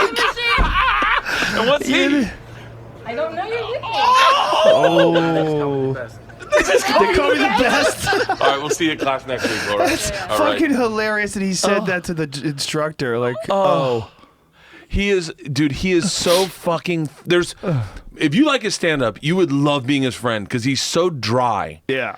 He's And very the dry. things he does in that class are, he's not trying to be funny, he's being You're not Tom. supposed to do that in class, too. Just talking in the Yeah. middle of class. Oh, God. They do tell some terrible stories, though, because they have you held hostage. Yeah. Because you're in the middle of yoga, you know? Oh. I said one time, the lady goes, Bert, it's the one where you pull your foot up and then you're supposed to kick your foot out. Mm-hmm. She goes, Bert, grab the bottom of your foot. I go, I can't, I'm fat. And then she goes, there's people fatter than you in this class. And I looked at Tom going, because we know who she's talking about. He, by the way, I have to say this, I always shit on Tom's weight. He's actually looking really good. I think this hot yoga is really clicking with him. Oh, yeah. His wife was saying that. He can get much deeper into poses than I can. I have a hard time getting into deep poses. But he really has changed his life. We Like- weigh the exact same, Joe. Yeah, but he's probably more muscular than you. No. Yeah, something- No, he's got a lot more something about skin. him. A lot more skin. Something about him just seems more fit. I don't know what it is, man. Just being real. You're down to like 219 or something crazy? Yeah. What were you at the weight loss challenge? What's the lowest you got? 220, probably 219, 222. Isn't that crazy? You're lighter now, and you're not dehydrating yourself. I took total measurements of my body because I'm curious to see at the end of the month. Mm-hmm. Everyone said I look like I'm deflated. You look thin. My face looks Yeah. healthier. And so I took measurements of my stomachs, my arms, my legs, and just to see like what the shift was. I was 224 the day I stopped drinking. Well, your face looks different, like your eyes. Like you used to have the I've been drinking bags. Yeah. You know, that a lot of people get. Yeah. 6'1", 224, chest 47. And, oh, you're talking about your dick. Yeah. A girthy 7 inches. So you're doing that at the beginning, and then when you get to the end, you're going to check yourself again. Now, what are you eating? You eating healthy, or are you eating just whatever you want? Well, I'm eating healthy for like 2/3 of the day. Okay. Like I'm eating really healthy, and I'm doing this. I saw this on a podcast you did with some girl about not intermittent fasting, Yeah. but fasting for 12 hours. Yeah, that's called intermittent fasting. Yeah, I'm doing that. I'm doing intermittent fasting. But by the way, 14 is what I think they recommend. that's 14 hours. really tough. That's your last meal's at 5 p.m. Or just eat at 10 p.m. and then don't eat until noon. I had my last meal was at 8 p.m. last night. Yeah. I last thing I put in my mouth was at 8 p.m. I do 7 and 9. I have dinner at 7, and then I don't eat until 9 in the morning. And when I eat in the morning, I drink butter coffee. Like before I work out, I just have coffee with grass-fed butter and MCT oil. That's what I've been doing. And that's your first. Yeah, once you that's have the that first starts your calories. thing. Yeah. Okay. But I go 14 hours every day without eating. I've been eating a lot of. I shouldn't say every day. 5-6 days a week. I try to do 12 hours every day. And then the first thing I do is I drink 2 huge things of water, and then I shit immediately. Like as soon as I have those, yeah, and then I'll eat. I eat healthy in the morning. I'll eat healthy in the afternoon. After hot yoga, man, I cannot say no to a candy bar. Like I don't know if my blood sugar's off. Probably, yeah. But I'm like, I come home and I'm like, I need fucking something sweet. Yeah. And then I'll eat a really healthy dinner. Yeah, it's probably exactly what it is. You know, your body's craving glucose. It must be. I had a score bar. I ate it so quick yesterday. I don't You're even like burning off so many calories. I mean, I don't know how many calories you burn in a 90 minute. 715, they say. That's it? 715. That sounds about right. Well, it depends on the effort. You know, like if you do it 100%, like I can coast through a class, or I can do everything at 100%, and I've done both, and the difference in the way I feel at the end is significantly different. I did one class that was a mix-up. It wasn't Bikram. It was hot yoga, and it was a little different in that we did all 26 poses, but we also did flow in between them. Yeah, that was really tough. I thought that's the kind you went to. I was like, I'm never going to Joe's one, because it was like downward dog, cobra, Warrior 1, yeah, Warrior 1, Warrior 2, I pigeon. do that on Wednesdays. Do you really? Yeah, that's my Wednesday class. That's a hard fucking class. It's a very hard class, yeah. And then they add humidity to it. Oh, really? How Yeah. do they do that? I don't know. They said I walked in and I was very confident. I was with my wife's best friend. And I was like, they're like, have you ever done hot yoga? And I said, yeah, I do Bikram. And they're like, well, we're a little different. I was like, no, I get it. But it's the same poses, right? She's like, no, there's some flow in between and we add humidity. So stand by the door. Like, make sure your mat's by the door. So they must have like a humidifier in the room or something? I guess. And so I was by the door, and it was so much hotter in there that it was like burning my eyes and mouth. And they would open the door, and when they opened the door, I was like, thank God. Well, we got a sauna that we're putting in the new studio. It's actually in already. So I can't wait to see this new we'll be able studio. to sauna. Oh, dude, it's the Playhouse. We're gonna have the best Playhouse ever. So exciting! It's happening. We're set to move on Monday. You're gonna move on Monday? Yeah, Monday. Shit. We got to do a podcast, me, you, Tommy, and Ari again one more time when we're back partying. Got to get Ari high first. Yeah. Calm him down. Bring him back to baseline. Bring him back to happy Ari. I will tell you, I've never had a real want of marijuana. Like I'll smoke it, but I've never been a guy that like gets high on my own. I miss marijuana. Marijuana's a great thing, but it's also a great thing to just be alive and be yourself and take a month off of everything. I'm enjoying this. I'm enjoying this 12 months. I have zero cravings. You know, one thing that I miss, I wish there was non-alcoholic wine that tasted the same, because I really do enjoy wine. I like wine with a nice meal. Yeah. Like, you know, I work hard, and when I'm done working, I like to go to a restaurant and have a nice meal, or sit at home, maybe cook for myself. Was that you? Yeah, it was mine. Yeah, it's detoxing. They call it the crocodile shakes. Having a steak and some wine, that's one of the great pleasures. Yeah. That's the only thing I'm missing. I've only wanted booze one day this whole run, and that was at the Rams game. I wanted cold beer so bad. Ooh, cold beer. On a hot day, a nice cold beer. Oh, it was a beautiful day. Oh. And I was with two buddies and their kid, and I was like, and they were like, hey, we're going to go to the Corona little bar area to get a drink. I was like, okay. And I hung out, and I was like, oh, I definitely want a cold beer. And a hot dog and some peanuts, and then and then that trade off you do with your friends. Hey, you're gonna go up and get beers? Grab me one, and then they come back. You gotta but in all honesty, I gotta be honest with you. I really enjoyed being the designated driver. I've never done that, so I was like, I'll drive everybody. I'm responsible. Yeah, it was really cool to show up and see my kids and be like, "That's stone sober." You know what I like? I like cold beer when you're fishing. Oh, come on, right? Like a Modelo or something. You know, like a Modelo Amber. Nice fucking freezing cold where you reach into the cooler and the ice is falling off the bottle and you crack that fucker and... Oh. Or a Heineken. A good cold Heineken sounds... Oh, a Sam Adams sounds amazing right now. A frosty, cold Sam Adams lager. Oh, my dick's getting hard. Oh, that would taste so good. I want to be on the water, like fishing with a cold Sam Adams. Oh, what would be the drink? What would be the drink if you're sitting on the beach, on a beach bar in like St. Martin's, and the sun's getting ready to set, and someone goes, "Sir, can I get you a drink?" What would be your drink right then? Margarita. Oh, I'm all about margaritas, fuck bro. Yeah. It's cold. It's got the ice. It's got the salt around the rim. Can I get a floater on top? Tequila. Tequila's always meaning you're partying. If you're drinking tequila, you're partying. Oh, I can't wait. I can't wait till I can start again. I'm going to be with Ari Halloween night at 11 o'clock. Ari's like, you started Eastern Standard Time? Then at 11 o'clock New Orleans, we get to have our first drink. So I cannot fucking wait. You guys are going to be in Halloween? You're going to be in New Orleans? Halloween, we're going to be on the French Quarter. Your kids going to tweak on that? That you're not going to be with your kids on Halloween? They were a little upset. Fuck them. Yeah. Do they want orthodontics? Or do they want Yeah, you want to make money or what? Yeah. You guys have a job? No? Well, Daddy has to work. Yeah. Get over it. It's just a day, you fucks.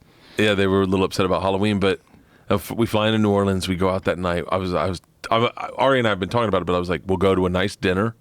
We'll go out to the French Quarter a little later, see everyone, hang out, be sober, and then come 11 p.m. Go. Now, when are you going to? Are you going to do Halloween with your kids at all, or are you just going to write it off? I can't. How long are you gone for? Come back to. I think Ari and I are going to a Saints-Bucks game on the 6th, and then me, Sal, Volcano, and Nate Bargatze are doing the Joy Theater the evening of the 6th. Oh, okay. So then you're at home after I'm home that. on the 7th. Why don't you dress up like a clown when you get home? Fuck that. My daughter Isla loves dressing as a clown, and it creeps me the fuck out.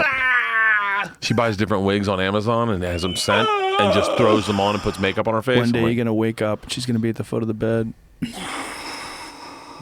That would freak me out the worst is someone dressed as a fucking clown in my room. Oh, dude. I don't like that shit. What is it about clowns that freak people out? Is it that you don't know who's really under that makeup? There's like a weird thing, right? And also, the kind of choices that you have to make in your life where you wind up being a grown person, being a clown. Like, what did you fuck up? Like, what demons are you hiding? What mistakes have you made? John Wayne Gacy really fucked up being a clown. Ooh, he did. Because he was that was like the one where you're like, oh, there's something sinister underneath there. Maybe that's where it started. Maybe that's where it all started with people. It had to, right? Didn't that fucker killed like 30-something kids and bury them all in his backyard? Did you ever see they did a movie on him? Did you ever see what he would do? He would, oh, God. What did he call himself?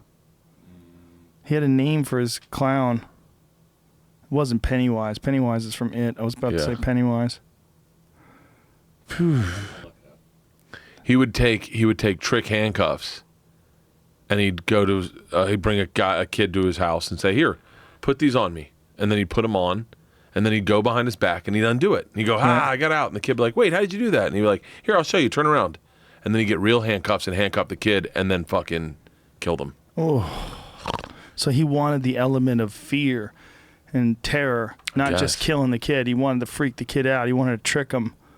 Motherfucker. See, I'm 2 steps ahead of that shit. I am so cautious. I got offered a threesome my last night of drinking in D.C. I texted what does that Art. have to do with being a baby, Hold getting on. handcuffed by an evil clown? Hear me out. These 2 girls are like, let's go to strip club. I'm like, cool. They're dating.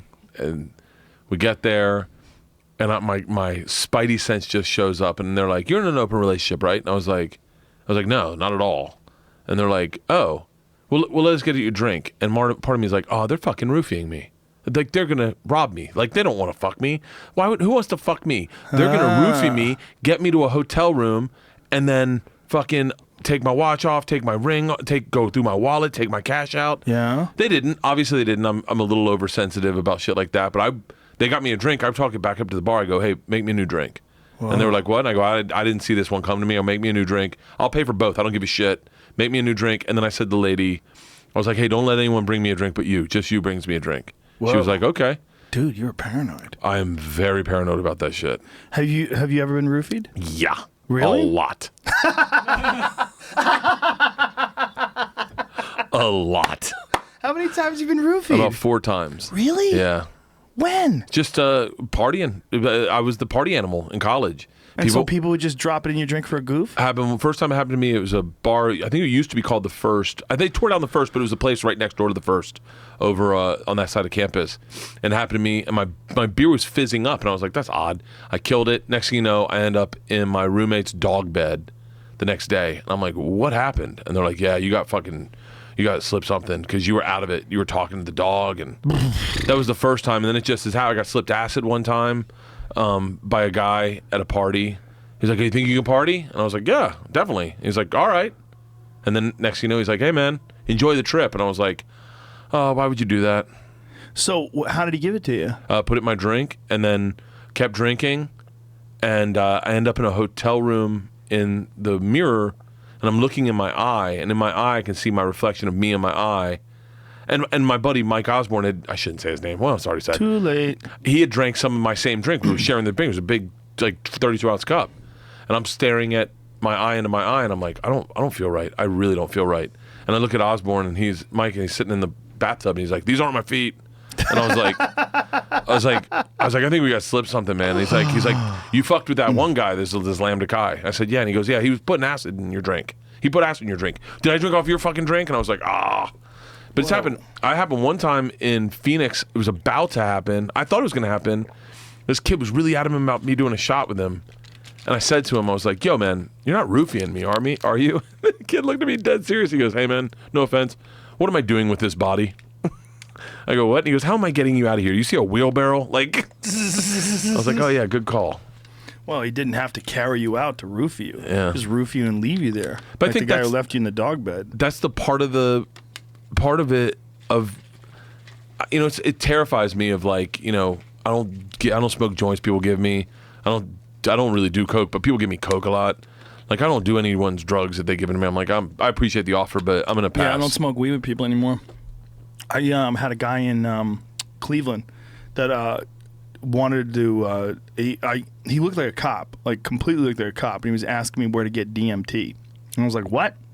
And he was like a fit-looking guy with a crew cut who was like real sketchy. I'm like, what? And he goes, yeah, man, where can I get some DMT? I go, what are you talking about? And I'm like looking at him. He's like, come on, man, you know. And I go, I don't know. Why don't you tell me what you know? I go, what are you talking about, man? What are you, a cop? And he looked at me, and next thing you know, he's gone.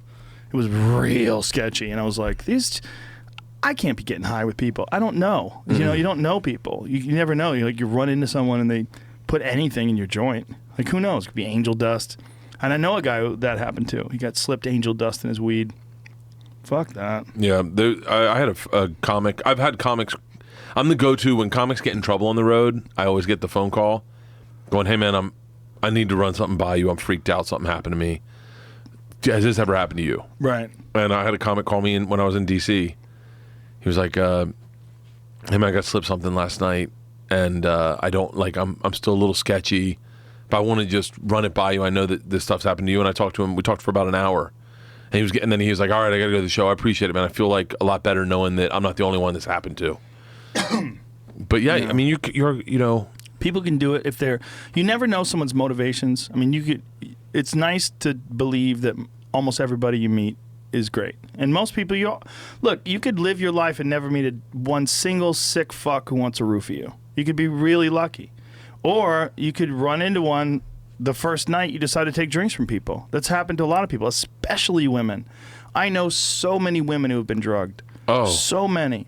Girls I've dated, girls who are friends with people I've dated, girls who are dating friends of mine got drugged at a bar. It's so fucking common. Every girl, when she gets a drink from a bar, has to literally like keep her eye on the drink. She gets it from the bartender, or if somebody gives it to her, boy, you're already taking a chance. You've already lost the chain of custody, right? Some guy grabs it from the bartender. Who knows what he did before he gives it to you?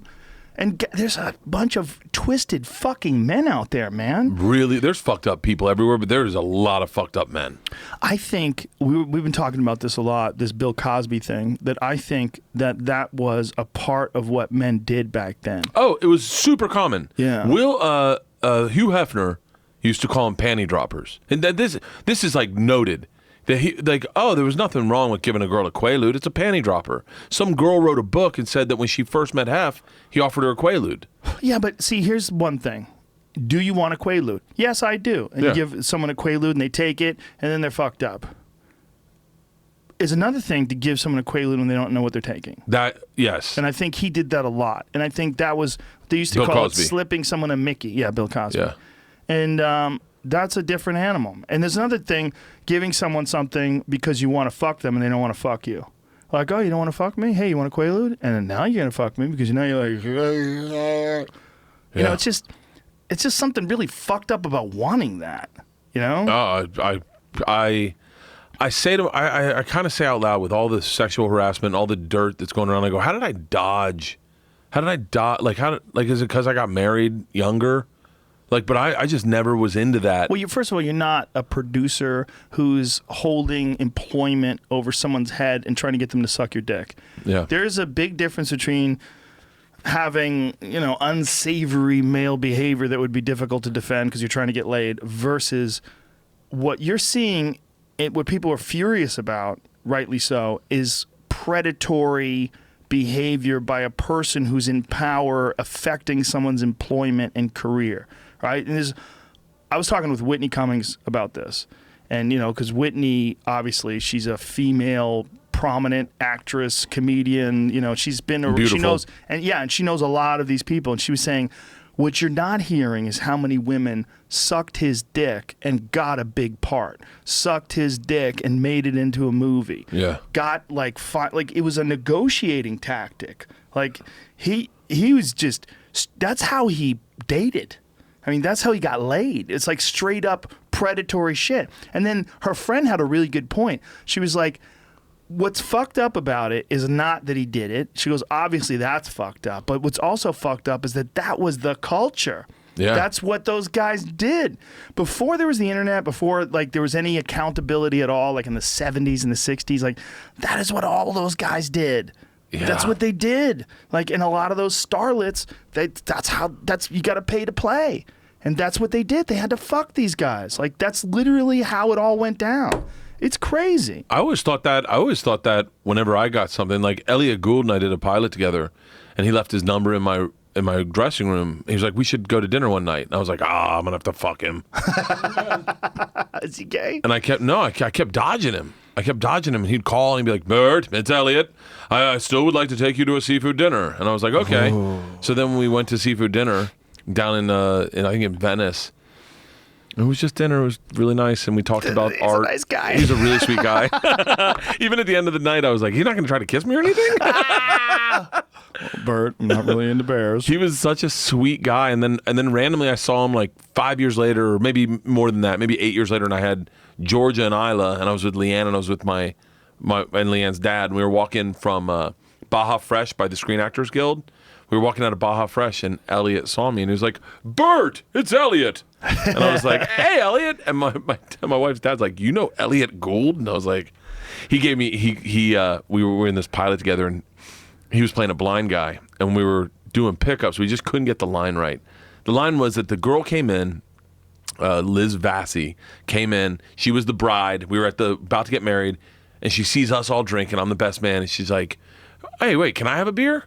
And then I'm supposed to go, of course. That's all I had to say. Of course. But I wasn't getting the of course right. They wanted the of course to really navigate that me and her were cool. Like they wanted to make sure that we were cool. So I mean, the whole network's there. CBS is all there. It's like 11:30 at night. We've shot the pilot. We just need this pickup. I did it like 12 times, and then Elliot is a blind guy behind me, and he leans into mine and he goes, Bert, how would you say it? And I said, what do you mean? He goes, say it the way you'd say it. Then just stands back up. So she comes in. She goes, hey, can I have a beer? I go, is a duck's ass watertight? Get over here. And everyone laughs, gets a big laugh. And then the director comes up, gets right up to my face. He goes, hey, you're fucking me in the fucking ass right now. Do you understand me? You are fucking me in the fucking ass. You will never work again. And he walks away. Elliot's standing by him and he goes, sorry. You will never work again. And fucking the poor guy was losing his mind. But still, so that's I mean, it's not the same thing as the sexual harassment, but there's this thing of the power over you, the power to like literally hold your career hostage. You will never work again. Like that's always the big threat. I mean, how many people have you heard were blackballed? Right? You always hear that. You always hear like Brett Butler was blackballed. Remember? She used to be Grace Under Fire. She used to be on that show. And by the way, let's just talk about the side stories you'd hear about Brett Butler that they'd share when you were young and you'd go into a meeting. You don't want to turn into Brett Butler. Yeah. Sitting up, locking yourself up in a tree, throwing oranges at everybody. Yeah. And you're like, what? And like, I can't talk about it. And then you're like, what the fuck kind of crazy person is Brett Butler?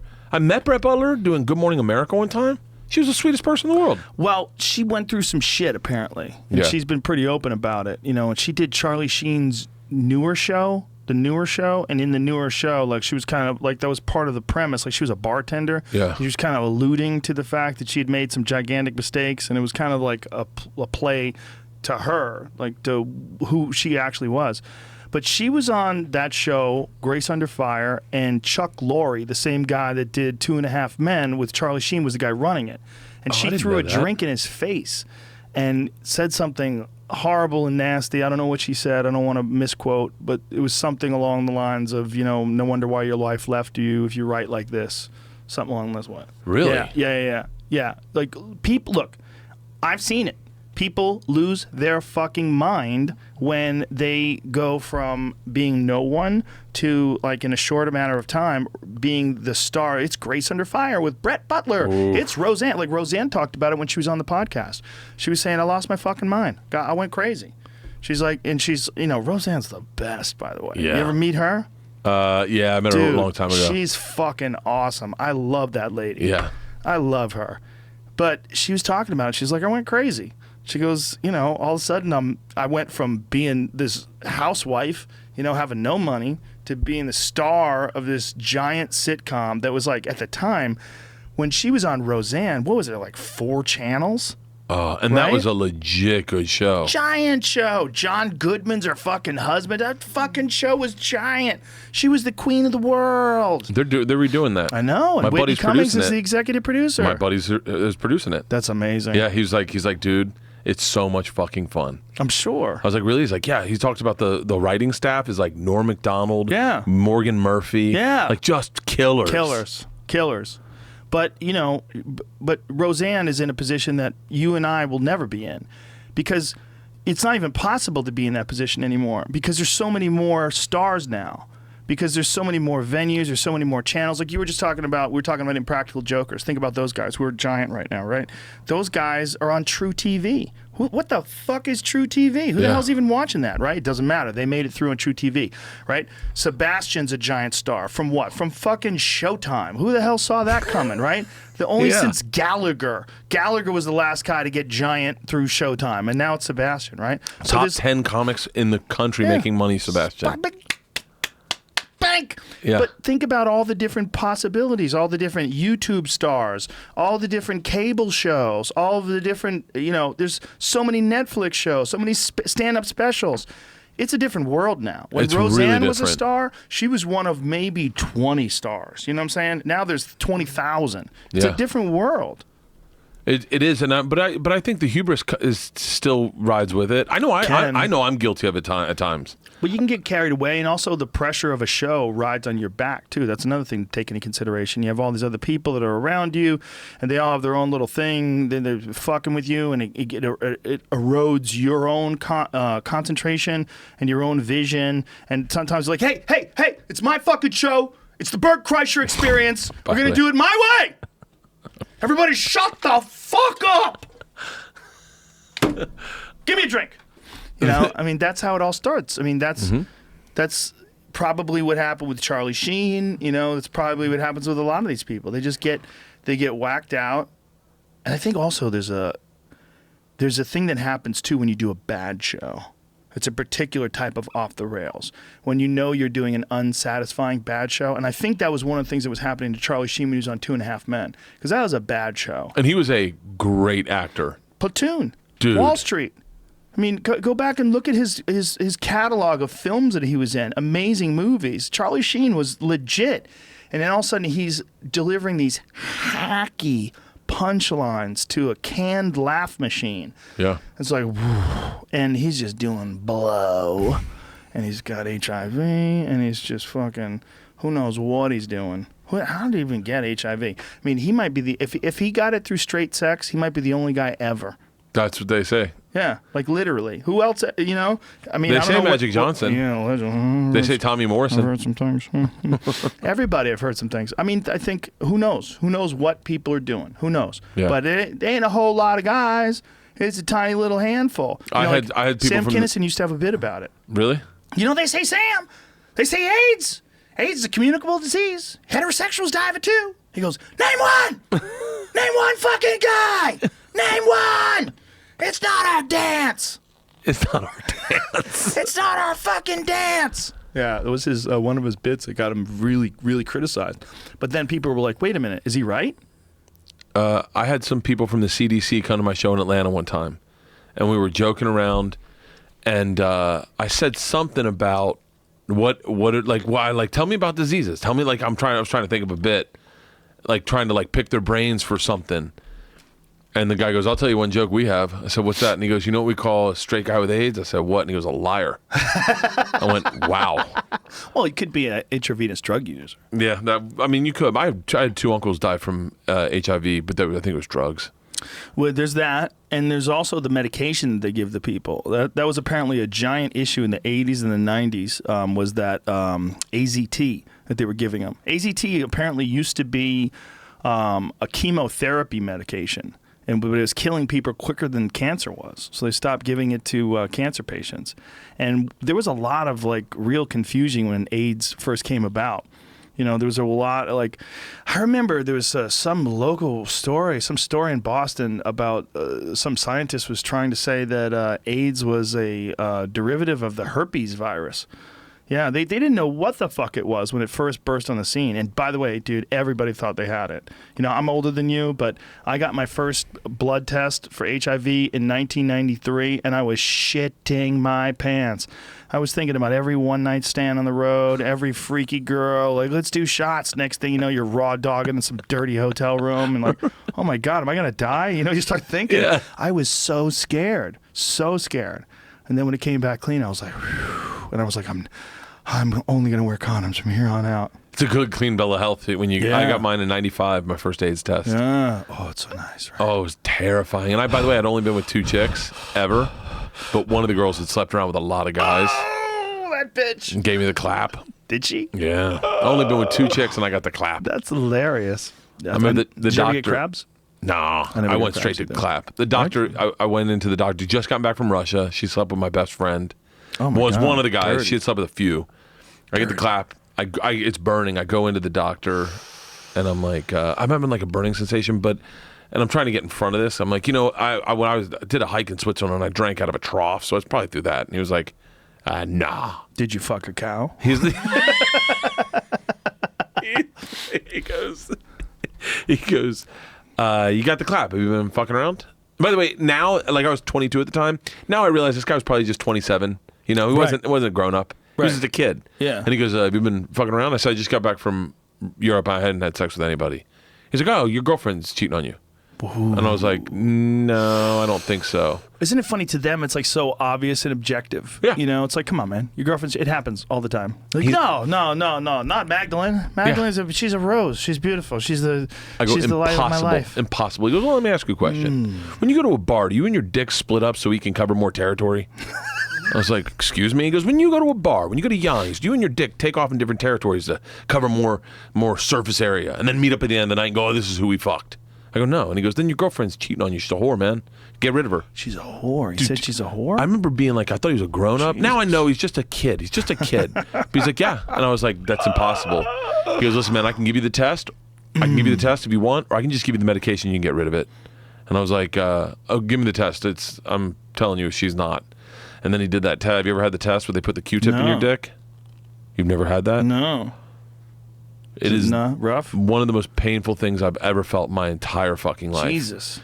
Puts the Q-tip. How far down? Down. He swabs it. He swabs. How deep? Halfway, I guess. So 2 inches? Well, halfway for me is probably 9. That's a joke. That was a joke. I didn't get it. Jesus Christ. He probably about an inch. It was soft. He goes in and swabs it, and as soon as he told me, he goes, grab onto the side of the table, it's going to hurt. And as soon as he did it, I was like, she's a whore. Fuck her, she's a whore. I had an ex-girlfriend that went away. She went to spring break and came back with rug burn on her back. on her lower back. I was like, wow. She just gave me some cockamamie story about she was drinking and she rubbed up against a nail. She was drinking and leaning up against a fence. Like, you rubbed up against a nail all over your lower back. What are you, a bear? Just You know how drunk you'd have to be to scratch up your lower back on a nail? Like, it was the dumbest excuse ever. And I was like, okay. Oh, that same girl, we went to New Orleans to Mardi Gras. I was with my buddies, my buddy Mike Osborne. I was with all my buddies. It was the first time I ever did coke. We're all partying, having a great time. And they're like, Bert, you got to make out with some chicks. I go, no, man, I got a girlfriend. I'm not going to. And they're like, you don't have any beads. I go, I don't give a fuck. I'm not going to cheat on her. And then we run into her, and she is covered in fucking beads. Oh, no. And my buddies are like, how do you think she got those? I was like, sometimes they just give them to girls. Oh, sadness. Thank God for those. Like, those are good to get out of your system. Dude, get those. Like, I'm so much more grateful for my wife because she's not that type of person. I'm glad I had those. Well, it's good to lower your expectations, too, because imagine if you, like, married your high school sweetheart, you met when you were 16, you fell in love, she broke your virginity, you broke hers, and then one day when you're 35, you come home and she's getting gorilla fucked by her personal trainer who looks like Emmett Smith.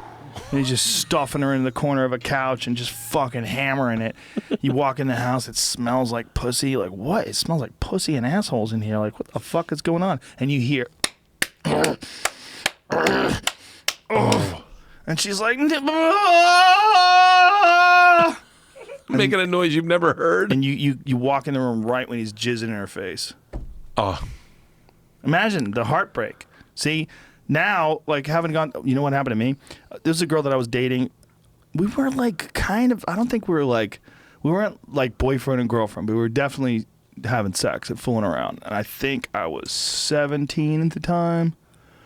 And she was 16, and I used to have a paper route where I'd get up in the morning and deliver papers. Yeah. And I would deliver papers every day, 365 days a year. So I was up at 4 o'clock in the morning on Sunday. Sunday was the big day. So Saturday night, people are out drinking. They're still out. I'm getting up in the morning and I'm leaving, right? So it avoided a lot of nonsense in my life. Like, as far as partying when I was younger, I barely partied when I was in high school. Really? Like, barely. Yeah, it was because I was fighting. I was fighting, and I was getting up in the morning and delivering newspapers. So those two things just knocked out all the booze. Like, it was a few moments, like 1 or 2 times at parties, a handful of times maybe I drank and smoked a joint or something with somebody. But most of the time, squeaky clean. Just worried about, being hungover and getting my ass kicked in training and stuff like that. So, yeah, it was a fucked up childhood, but it worked out. But anyway, I get up at 4 o'clock in the morning and go deliver newspapers. I go outside. This girl that I was dating is making out with one of my friends in the front seat of a car. They're both fucked up right in front of my house. Because the guy was my friend. He was also friends with my sister, and my sister was friends with the girl. And so the two of them were a small town. Oh, yeah. Newton Upper Falls. We lived in a small town just outside of Boston. And they're making out right in front of my house. So I'm like, I'm awake, sober. I'm looking at them. They're probably drunk. They're in the car, grabbing tits and dicks and shit like that. And I just slammed my hand on the hood and I went, ah! And they both looked at me like, And then I got in the car and drove off. Oh, shut up. Yeah, but it was good. It was good. I was like, good. Okay, because I wasn't sure. Like, are we dating? Are we boyfriend and girlfriend? Like, I want to be your girlfriend. Are we going to do this? Are we going to be boyfriend and girlfriend? It was that kind of thing. Like, are we dating or are we just fooling around? We were definitely having sex. But it was like I just stopped having this one girlfriend that I had. I didn't know if I wanted a girlfriend anymore. It was like a lot of weird shit when you're 17. But it's good to just see that early. Like, okay. Yeah. This is good. Whew. Like, it's good to just be devastated. Like, when I was 18, the girl that I was dating, she moved away. She moved to the other side of the state, and I went to visit her. And I drove all the way to visit her, and when I got there, she didn't want to have sex with me. I was like, what? Like, she was, like, very manipulative. Like, it was, obviously, she's 17. People are weird when they're that age, right? Yeah. But she was just clearly knowing that I wanted it and just deciding not to, and just, it was, but now that was a super valuable lesson of being like a needy weirdo, because when you're 18 you're so needy and just you could be annoying, and if one person wants something too much, it turns the other person off. It's like it becomes this weird little thing that you do. Dude, not to segue into a very creepy area, but like saying that, and I've been going through this a little bit.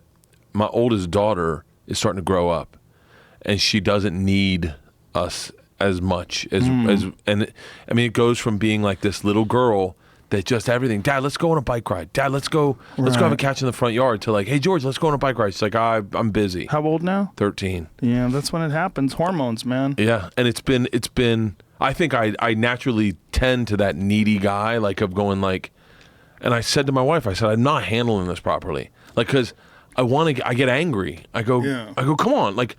I called her the other day. I go after the Rams game. I go, hey, we're going over to the hay slips, and she was like, 13, and she goes, this is the first I'm hearing of this. And I go, what do you mean? You're my fucking kid. I will meet you there. She goes, Dad, it's a school night. It's an early night. We should probably. And I go, no. Like she just wants her distance. She wants to be home, right? Like reading a book or she wants her texting own with her personal sovereignty. She wants to be able to control her own life, right? Yeah, but I was like, there's got to be a dad's book out there of like. How you deal with your child not wanting to be around you. Like she asked me to, like I used to do this thing where I'd drop them off and then I'd just yell, I love you until they couldn't hear me anymore. Like until they were far away. Like I just go, I love you. And she's like, I love you. I love you. And like other kids would be staring at him. She said to me the other day, she goes, hey, why do you do that? I was like, I don't know. I don't know. You don't like it? She goes, there's kids that don't know me that don't know that it's a joke. And like, it'd be better if you didn't do that. And I was like, okay. I've been doing this since she was a little girl. And I was just like, all right, yeah. Yeah, I can see how that was creepy. And I was like, fuck, man. Like, I don't like... You can't do that when they're 30. You know? No, you can't. I love you! Like, Dad, my kids are going to wake up. Yeah. Your dad loves you! But there is this needy dude in me that I do feel like it's part of a breakup. You know when you go in a breakup and you love someone, they're like, I just need my space. Oh, yeah. And you'd be like... But hold on, wait, does this mean we don't go to the movies anymore or something? And you'd start panicking. Oh, yeah. I started having that with my daughter, and I said to my wife, I go, just so you know, like, I'm not processing her independence well. Like I just, part of me wants her to need me, you know? Of course. And she doesn't know that she needs me. She wants, and totally healthy for her to establish herself as her own person and do her own stuff. But man, all I can see is it's just going to get harder. Well, there's one thing to take into consideration that you really can't fix, and that's you're on the road a lot. Yeah. You know, when kids are not around you all the time, and then when you're there, you're really overbearing. It's like, hey, I'm used to my own space, and now you're fucking with me, and you're yelling, I love you at school, and stop. Yeah. Stop. You're ruining my thing. I'm working on my thing, and you're stepping in and fucking it up.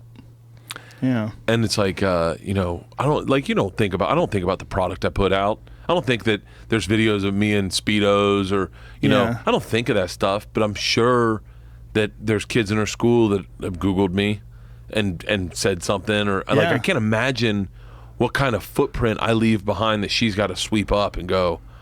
And I'd never thought about that shit before, but now I'm starting to realize it. And I'm like, oh, like I said in the other day, Georgia goes, I want to watch Pirates of the Caribbean 5, the last one, the 6, whatever. And Isla's like, I don't want to watch that. And we start fighting about it. And I just want us to be together as a family. Stone sober, obviously. And I have a moment of fucking honesty. I go, hey, I feel like I fucked things up because I was on the road for 7 years, okay? I feel like I should have never done Travel Channel. I will always feel that way. I will always feel that regret.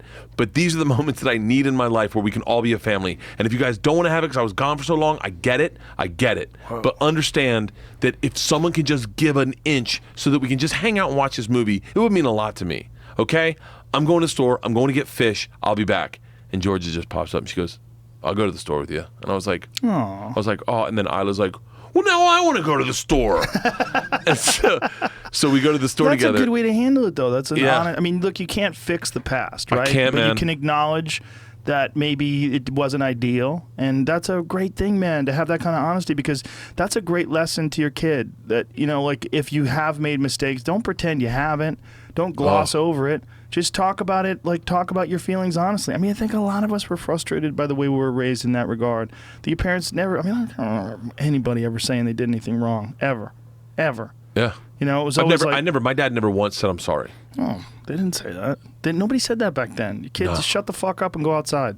Yeah. You know, that's what you heard. Like, nobody taught you anything. You just, you know, it's just like what you did. Parents went to school, or parents went to work, rather, and you went to school, and then when you got home from school, there was nobody there. You had a key.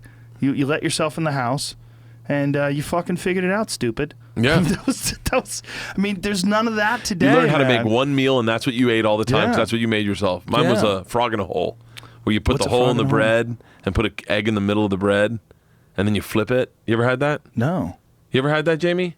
Yeah, I don't call it that though. What do you call it? Eye of something or other. I forget. Yeah, it's really great. It's the only thing I knew how to make. You just you take a cup and you cut the center out of bread, and then you crack an egg and you do an egg inside that center, and you let it grill, and then you flip it over. That was the only thing I knew how to make. I must have eaten hundreds of those. Huh.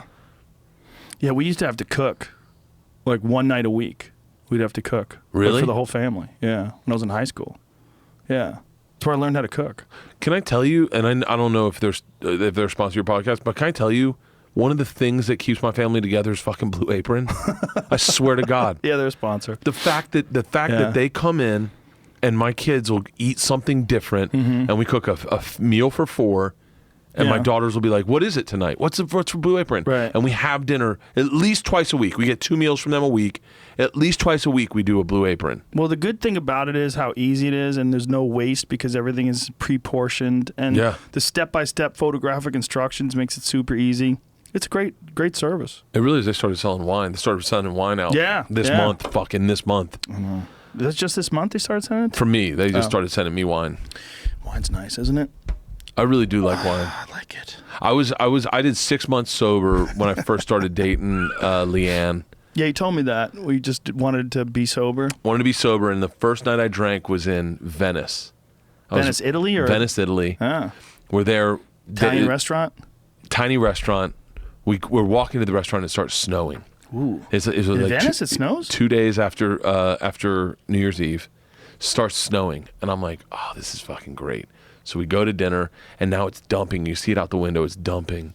And Leanne's like, let's just get lost tonight. And I'm like, oh yeah. And I go, I want a drink. I want a cocktail. I want a glass of wine. I want to enjoy this.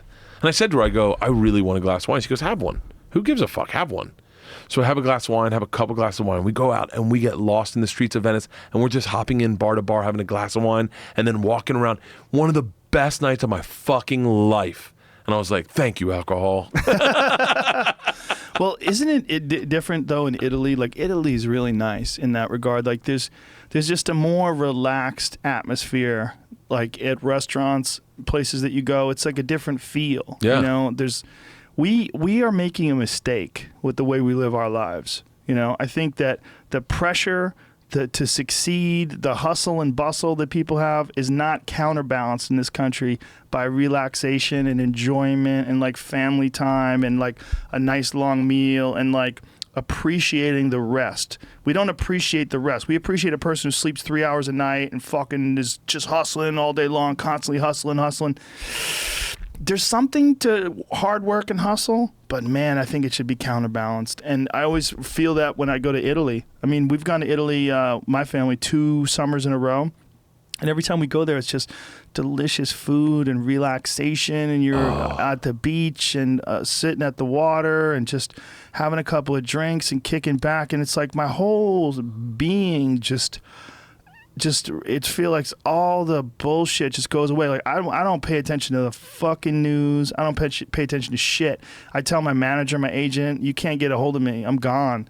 I'm gone for 7-8 days, whatever it is. Just leave me alone. Whatever it is, put the fire out, and I'm just gonna be eating pasta.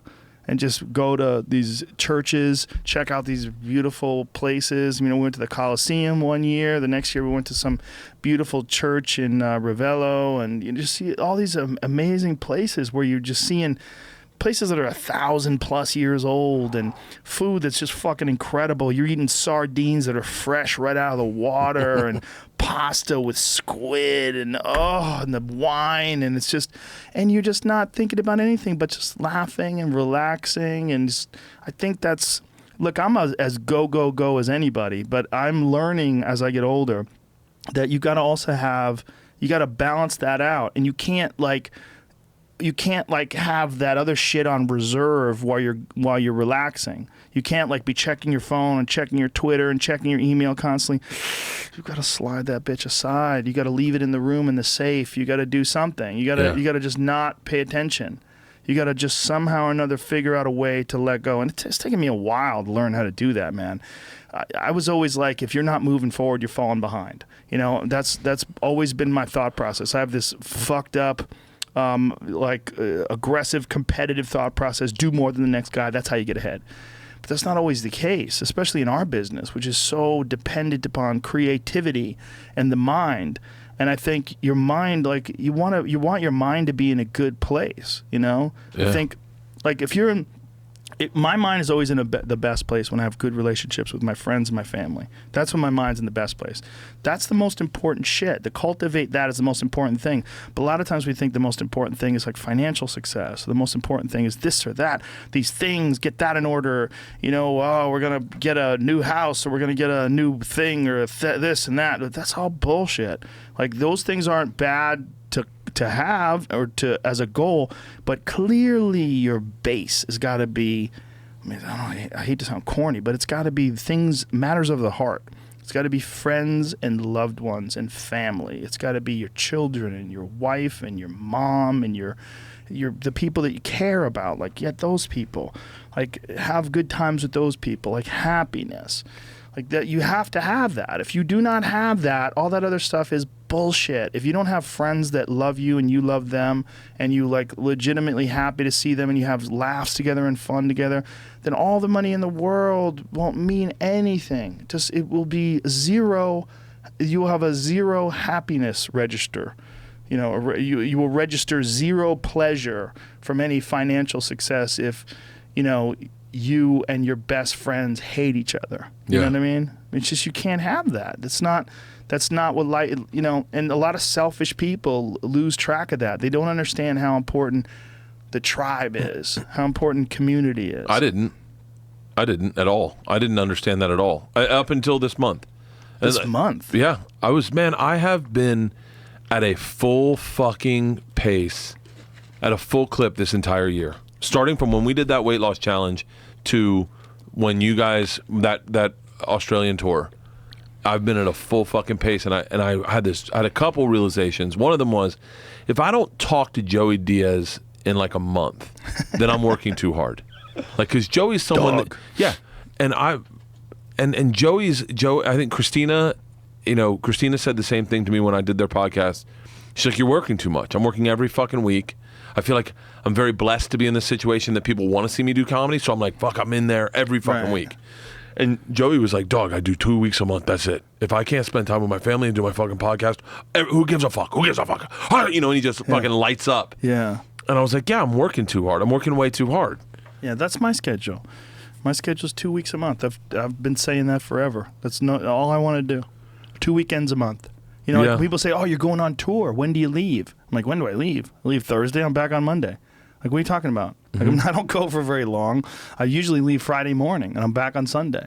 Like, I'm not touring. Yeah. Like, I'm not going to go somewhere for 30 days. Fuck that. I can't do that. Oh, I'm doing that. I am doing that coming up. But are you? I'm going to do. I'm doing 2 tours this year. One's like a legit. The first one's, I think, starting in June. It's the Call in Sick to Work tour. And I think I'm going to do it with 2 other comics. We got a tour bus, and we're going to do some venues. Did you organize it already? I'm on the process. We're in the process. But why, if you've already decided that 2 weeks a month is better? Because I don't do what you guys do. So you and Tom tour very differently than I do, because you guys are doing theaters, so you can add shows, and it's a big deal. And you're getting a lot more bang for your buck, I think, when you do a theater. I'm still doing clubs. I think the money's probably, the money's different. You're getting a higher percentage, but you got to be there fucking Wednesday night, Thursday, Friday, Saturday, Sunday, fly home Monday. And those just add up into like fucking. You don't have to do that. You don't have to do that. I never did that. I know, but I stopped doing Wednesdays in like the 90s. No, Wednesday, I fly in Wednesday to do press on Thursday. Yeah, I stopped doing that too. But I feel grateful for those places that had me in when I wasn't selling tickets. And so I know what you're saying. DC, I sold out a month ahead of time. But I go, fucking Elliot's my buddy. He's been supporting me my whole career. I will be there for Thursday morning press with him. That's very nice of you. That's very nice of you, but it's bad for your health. Very bad for your health. Why don't you call in? Call in when you're on the road. But what I'd like to do is I would like to go ahead and get some of my friends, get on a tour bus and not kill myself with the travel and do, like straight out 14 dates, 10 dates, do the tour, make some money, and then go and be at the store and write. Right. And because that's what you guys do, and I never do the straight tours. Yeah, but the straight tours, I just don't think they're healthy. I don't like them. They wear you out. You're always tired. You wake up in the morning like, fuck, you got to get to the gym. Get to the gym, get something to eat. How many more hours before the show? 2 hours, I'm going to try to take a nap. And then you always wind up being worn out. And that's the thing. I don't feel happy. Like, I feel happy when I'm home more, you know? Like, I can't go 30 days. I can't do 30 days. The most I can do is, I only, this is because of Travel Channel, but I can do 2 weeks. I can 2 weeks, and at the end of 2 weeks, I'm like, get me the fuck home. A few years ago, I switched to just Fridays and Saturdays. It was actually quite a while ago, maybe going on 8 or 9 years ago. But it was one of the best things I ever did because I would think about like doing Thursday and Sunday and like, oh, and then you just feel like it's just taking up too much time. I would rather do Friday and Saturday on the road and then come back home. And if I want to do a set Sunday, I'll do a fucking set at the store or the Improv or something like that. Just drive into town, have a good time, get home. I just think there's a balance that you have to have. Like, we've all seen those guys that are older and really burnt out, and they just don't have any energy left for it anymore. And they feel like it's a burden instead of a pleasure. Like, when I go on the road now, it's a pleasure, Like, I'm taking most of this month off. I did the 6th at the Mirage in Vegas. I'm doing all the rest of the shows. I do in Hollywood. I'm doing a shitload of shows. I did 2 last night. I did Largo, and then I did the store. The night before, I did the Improv. Then I did 2 sets at the store. So I'm doing a lot of comedy. Yeah. But I'm home, and I'm doing this. Being home's been really enjoyable. I go to Chicago in a week, and I'm excited because I'm going to be flying sober. I'm excited for that. I'm excited to do a week sober and see, do some hot yoga in Chicago. Oh, and nice. Like I'm excited for Chicago, but then I go like in November it starts up hard again, and I'm like I can't cancel because I've already committed to these days. I canceled Austin, and everyone lost their shit. How'd you cancel it? Why'd you cancel it? Because we were doing this month, and it didn't show up in my calendar, and then it did one day. I was like, no, I can't. You canceled it because of the sober month? I canceled it because I was coming off of Australia, D.C., and then I would have gotten 6 days off and then gone right back on the road. And I'm like, no, man, this is about getting healthy and being, getting my mind back about me. Right. And so, by the way, if you need to refund your money, just call the box office at Austin. They'll refund your money. Damn, dude. That's serious. That's a serious choice, right? Yeah, I talk to Tom almost every day, and I talk to him a lot about this business. And I'm at the place where they're adding, 2 Sunday shows, an extra Friday show, an extra Saturday show, another Thursday show, and he's Why don't always you do theaters? If you're doing all that, if you have all those shows, I'm doing 2 theater tours next year. Next year? Yeah, I didn't like the money offer. Oh, I see. The money offer for me. Do you have a good manager? Yeah. Yeah. Okay. We'll talk later. Yeah. I just left a meeting with her. Yeah, she's great.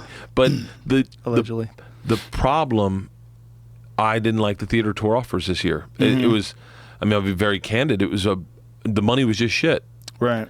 And I was like, well, this is the one year I can make money. I can make X amount of dollars at a club by getting 90% of the door, and sell $30. You can get some real money. Yeah. Or I can do theaters, and it's about prestige for me. It would be about, I do theaters as opposed to... That never meant jack shit to me. But it Still does for doesn't. some comics. I think it's stupid. I think it's ridiculous. Thing. Like I literally had an agent tell me, now that you're doing theaters, like you can't go back to clubs. This is like years ago when I first started doing theaters. Fucking ridiculous. I'm like, what are you talking about, stupid? I have to do clubs. Yeah. I'm like, I do the Laughing Skull in Atlanta. By the way, Ian Edwards there this weekend. Go see Ian Edwards, one of the best comics alive. Fuck yeah. Laughing Skull. It's only like 90 seats.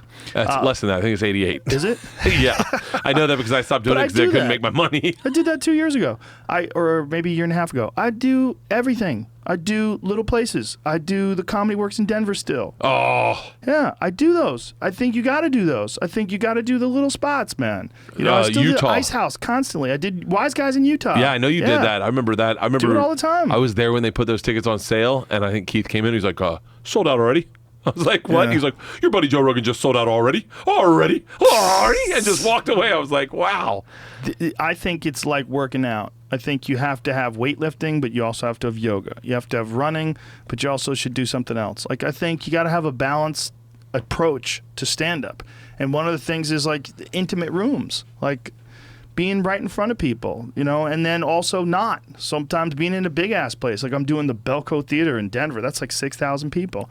That's the kind of place that you have the big show. It's like it's not intimate, but your act gets honed in all these other places to this razor sharp edge, and then you go to that place, you just fucking send it home. Boom! Yeah. And the roars of like 6,000 people, it's crazy. It's nice to go into a big theater and go, like I'm doing the Wilbur, I think in January or Love that something. place. I think I'm doing 2 shows.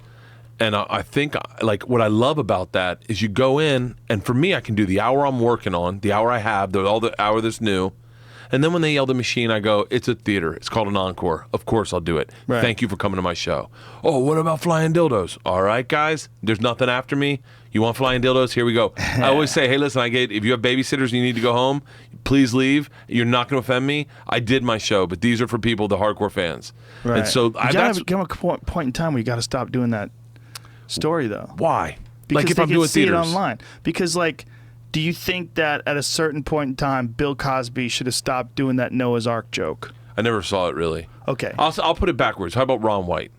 Okay. The Ron White, yeah, never tater did. salad. Yeah, he doesn't do it. Yeah. Can I tell you something? What? I really want to see him do it. Like if I go watch to it see online. him. No, but I want to see Ron White tell it. I want to see Ron White's new shit. I do too. But if you said Ron White's going to do an hour of new material, and by the way, at the end as an encore, he does tater salad, I'd be like, oh, sweet. Somebody yelled out at one of my shows recently, Bruce. And I'm like, I can't do it anymore, man. I don't even know how to do that bit. I literally don't know how to do that bit. I'd have to think about it. I have to go over it. When I'm done, I'm done. I have to put that shit aside and move on. But I think that story for me, and by the way, I would love to not do the story. I would love, like... Then not stop doing it. No, hold on, though. Ooh. That story, for me, is such a defining, like, it's the way a lot of people found me. Mm-hmm. And for a lot of people, it's my nickname. It's everything about me. It's when I go on stage, it's the first thing they're all yelling is they're all yelling the machine. Yeah, but they just love you, dude. That's a great story. But if you have other great stories, they'll love those too. I do an hour plus of new material every show. But man, you just love doing that. I do not. Okay, then don't do it. I don't know. That's why I'm looking forward to this theater tour. The Wilbur is great. I'm doing my Netflix special there. Are you serious? Yeah, I'm gonna do it there in April. Holla. First time I did the Boston, Wilbur. coming in, baby. First time I did the Wilbur was a year ago. It was right after the weight loss challenge. Numbers were super slow. Did the weight loss challenge, sold out the next day. Right? Isn't that crazy? So I go to the Wilbur and I'm like, this is fucking amazing. This is a big fucking room. I'd never performed in a room that big by myself, like sold it myself. Right. So I was like, I want to see what it looks like from the top. Like I want to see like what that. So I go up, climb up the top of the stairs, get up to the top. I go stick my head out, and I forget I'm the person everyone came to see. And I cause a fucking nightmare of everyone like, holy shit, it's you! What the fuck are you doing up here? And then everyone leaves their seats, you and did I'm like, that while you're at the show. I was at the show, the fucking opening act's on stage. No. I just had never done that. Like I'd always been the guy that was the feature act, so I could go in the back and go, oh, this is beautiful. Right. I'd never been the guy. Right. And I fucking caused a shit show on the third floor. Yeah, you can't do that. Yeah, I didn't know that. Yeah, there's 900 people there, man. Yeah. You can't do that. That's a great club, too, because it's three 300-seat comedy clubs, essentially. Yeah. It's 3 levels, and it's like 3 300-seat levels. So it's like intimate comedy clubs, but there's 3 of them, and they're just stacked on top of each other. So you just get roars, but they're also right there. It's not. It's like one of the most intimate 900-seat venues you'll ever work at. It was one of the best shows of my entire life. Where I just was like, That's it right there. Bam, son. Fucking love that place. The Wilbur. I walked in right Wilbur to Theater. that door on the left. I walked right in that door and walked up like a fucking idiot. There's a bar right up in between those 2 doors. Yeah. And I was doing that place in the late 80s. Really? Yeah. There was the Wilbur Theater has 2 rooms. It has this room, and it has another room that's downstairs.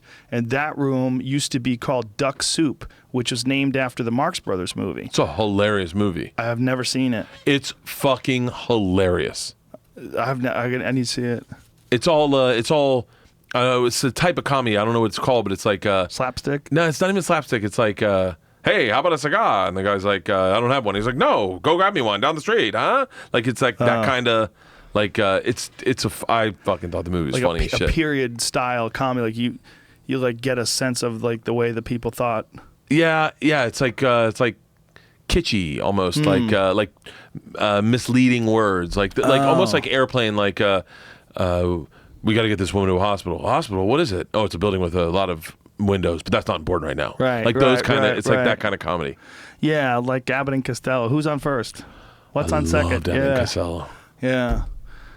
Anyway, Duck Soup was an experiment that the owners of the Comedy Connection did. This was back when they really thought that comedy, like clean comedy, was the future, and so they decided to create an upscale comedy club, a very upscale comedy club, and serve like really good food and have like super squeaky clean acts perform there only. It was a disaster. It didn't last because it was like everybody's like, what the fuck? Like guys like Steve Sweeney and guys like Lenny Clark, who like they had a lot of dirty jokes. They couldn't do the dirty jokes there. Like they were trying to like somehow or another like pure. It was a disaster. It was one of the owners of the comedy club had this fucking wacky idea in his head that clean comedy was the future. Really classy, clean comedy. He wanted just squeaky clean comedy. I mean, squeaky clean, no sex jokes, no nothing. It was death. So they bought this, they set this place up. They spent a shitload of money on construction. They put this thing together, and it was gone within a year. Really? Yeah, and then it became an improv. And then Bud Friedman took it over as an improv, and I think they were in business with him for a while. I think Bill Blumenreich might have had something to do with it. And then it went under. And then the Comedy Connection opened in Faneuil Hall. So they had a Comedy Connection down the street. That was a great club. At one point in time, dude, they had the Comedy Connection on Warrenton Street, which was like 150 seats. And then they had Nick's Comedy Stop, which is down the street, which is maybe 300 seats. And then they had Nick's Comedy Stop at one point had 3 rooms. They had the upstairs room, they had a downstairs smaller room, and then they had this disco that's now a gay bar that's at the bottom, and that was something they took over. So they had 3 shows going consecutively. So they'd have like Steve Sweeney would go on there, and then he would go down to the small room, and then he'd go over to the big room, and he would do 3 shows like that. So he would do 6 sets or 9 sets. So like, wow. Yeah, or probably 6, probably 2 shows, but 6 sets of 2 shows. Two like an 8 and a 10, but an 8 and a 10 in all the rooms. Yeah. Oh, wow. So they would do 6 sets a night. And then some of the guys would go over to the Connection, do a set, go over to Nick's and do a set, and then Duck Soup opened.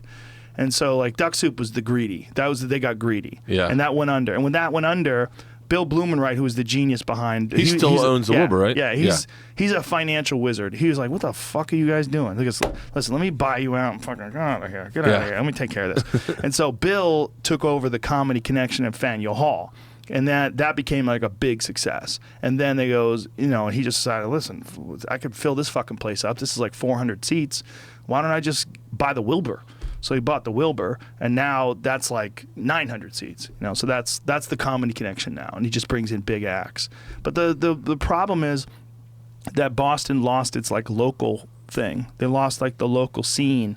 A lot of the older big time headliners, they got older and older, and just people sort of forgot. And then the open mic night scene. Once Patrice left and once Burr left.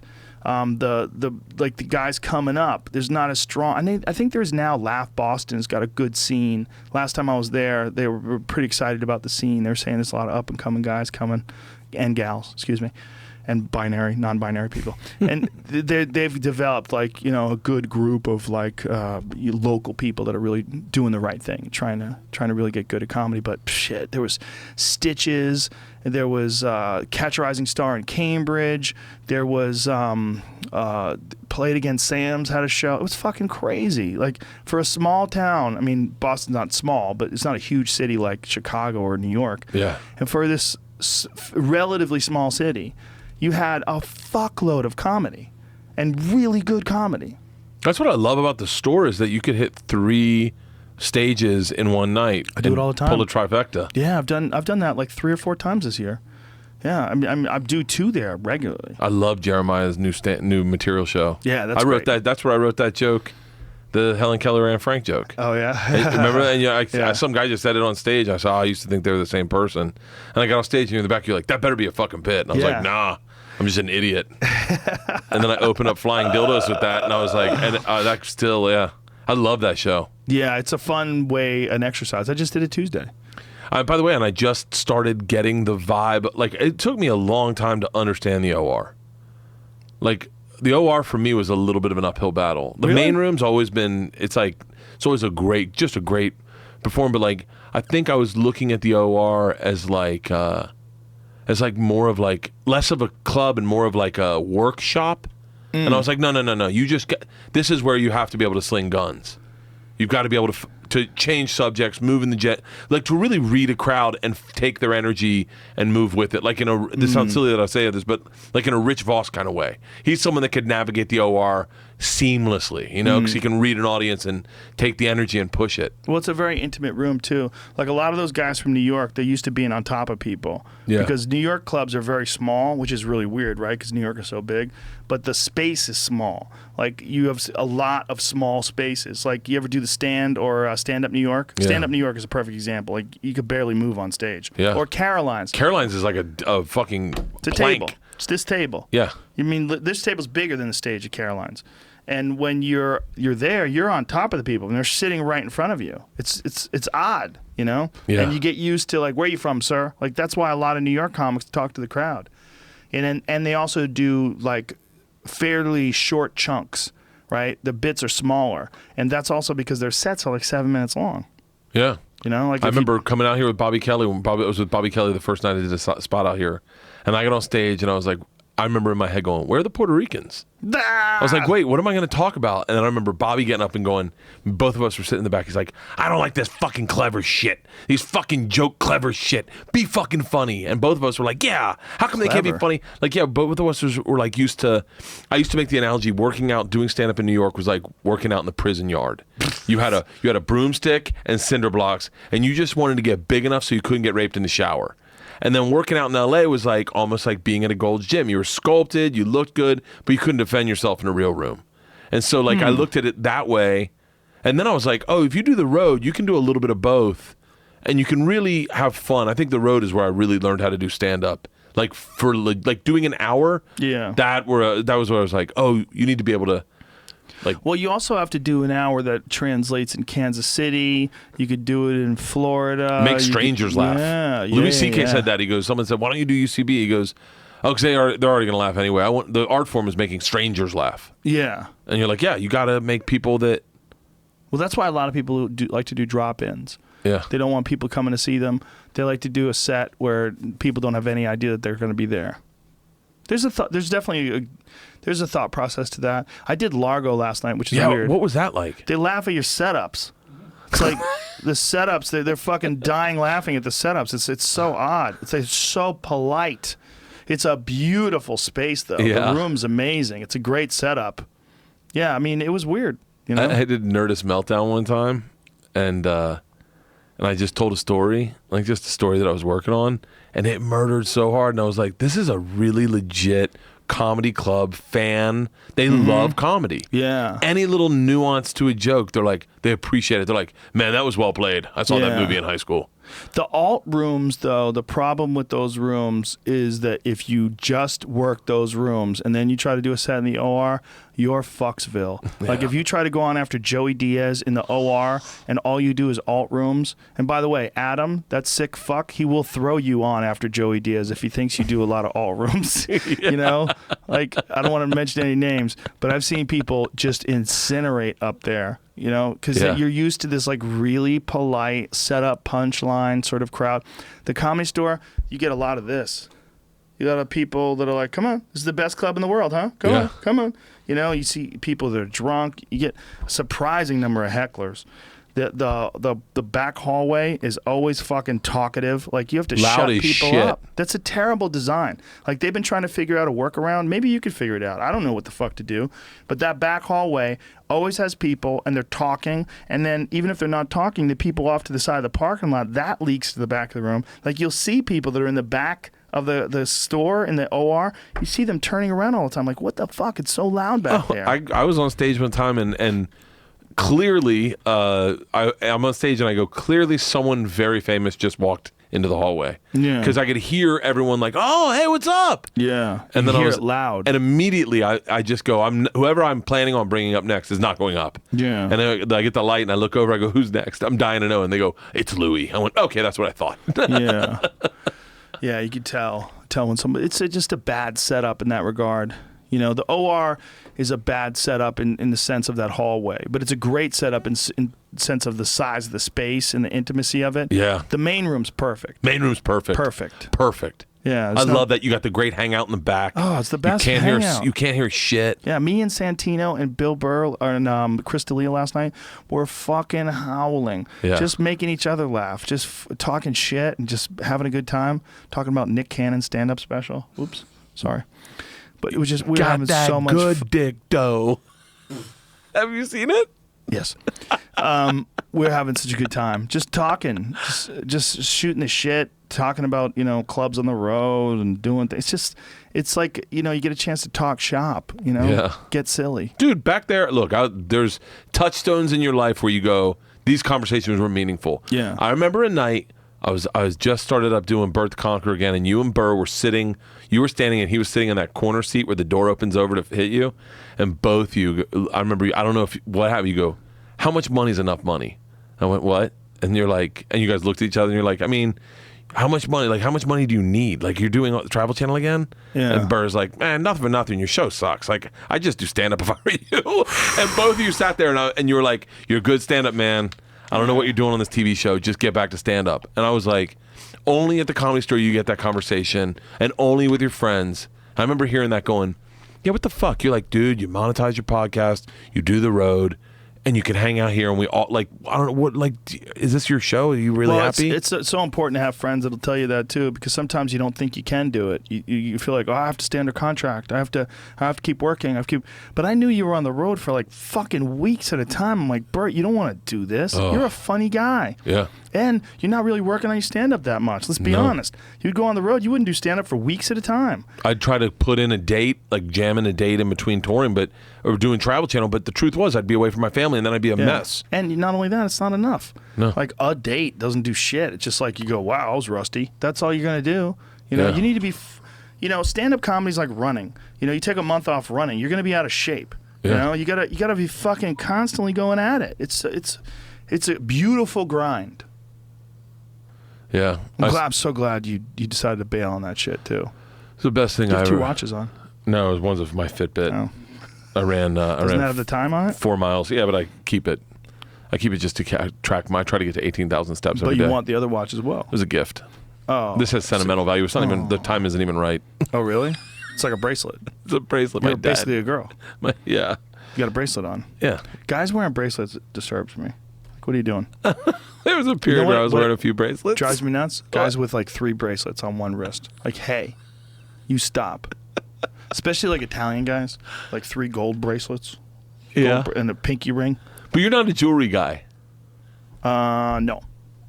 I've been a jewelry guy at times. You're a jewelry guy? I've been there. Like, what kind of jewelry? You ever have a pinky ring? Yeah. You ever have a diamond ring? No, I haven't had a diamond ring. I've had a plethora of bracelets before, though. Yeah, I don't.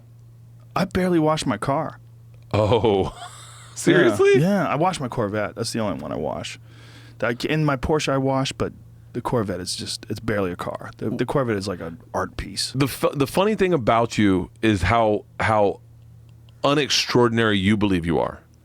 Like I'll tell you, when Tom and I did the first hot yoga, we got done, and we were really fucking floored. And the first thing we said was, "Ari's not doing it right. There's no way he could do 2 of these in a day." And the second thing Tom said was, at this point in Joe's day, it's only like 10 in the morning, and he hasn't done kettlebells, run, or a podcast, or sets yet. I was like, I'm going home and eating candy bar and going to bed. but like that's the one thing that's been pushing me through this month is I go, all right, I'm gonna go and run now. I'm gonna try to do more in a day than I normally do, and I think that is only achievable. I mean, it's only achievable with a real true balance of like being sober and healthy and not just getting off the fucking rails all the time. Yeah, because if you do go off the rails all the time, your body's just not capable of working hard. And if you're, there's steps, right? It's like you can't just start running 6 miles a day and doing kettlebells and then taking a 90-minute yoga class. You're not going to have the energy. Your body's not, you're not conditioned to do it. But you can work out. You could work up to those things. Like you could start off with just a light half-mile run. You could start out with do your best in a 90-minute yoga class. You know, you could start out doing all these different things, and then over time you build up conditioning and strength and health. And you know, I'm 50 years old, dude. I've never been in better shape in my life. Never been more healthy. I work out all the time. I feel great. I mean, I really do. And I just always want to tell people that, like, you can't, and obviously a lot of people have way more time requirements than I do in terms of like your day job and stuff like that. But the more effort you put into keeping your body healthy, the better you're going to feel. You're just going to have more energy. Like I feel good all the time, you know, and I feel better this week or this month, this 12 days in. I really do. I do too. I love it. I don't know. I think the first drink's going to be hard for me to take because I feel like I'll be letting myself down. Because I get, like I said, I get teetotaler. Right. And I guarantee that first drink, I probably do a shot with Ari, and then I'm like, I think I'm going to go to bed. Does Ari do shots? He's like a drink. He'll like have a glass of whiskey with ice or something like that. I saw him do shots in Calgary. Oh, yeah, and then we lost him. He didn't used to drink. I know. When I first met him, he didn't drink at all. He would smoke weed, but he didn't drink. Like he became a drinker when he moved to New York. Oh, is that really? Yeah. Yeah. I never remember seeing him drink ever. I remember when he lived here, we'd go to the store, do something like a podcast or something, and he'd get high, but he would eat candy. Like that was his thing. I was like, I can't imagine candy. Now I'm like, I fucking love candy. Yeah, well, after a workout, there's nothing wrong with it. Some people actually like candy, like a lot of lifters. A lot of people who lift, they like to eat candy after they work out. Really? Like, yeah, replenish the sugar supply of the muscles. It's controversial. You know, some people don't agree with that. Some people do. It's, it's dependent upon what kind of diet you have normally. You know, I try to stay away from bread and pasta. That's it. That's awesome. Yeah, that's a big one. Do that. You'll be healthier. You know, my friend Cameron Haynes is running the Moab tomorrow. He starts the Moab 240, which is a 238-mile race, and he's been running a marathon a day for months in preparation for this. And tomorrow he begins a 238-mile race. You could track it at www.moab200.com, MOAB200.com. And you're going to be able to track his performance and where he's at. And it'll take probably. And also UA Outdoor. They'll be posting live video at UA Outdoor, Under Armour Outdoor. I think that's UA Outdoor, the Instagram page, right? Click on that real quick. Yeah, and there it is. It shows all his stuff.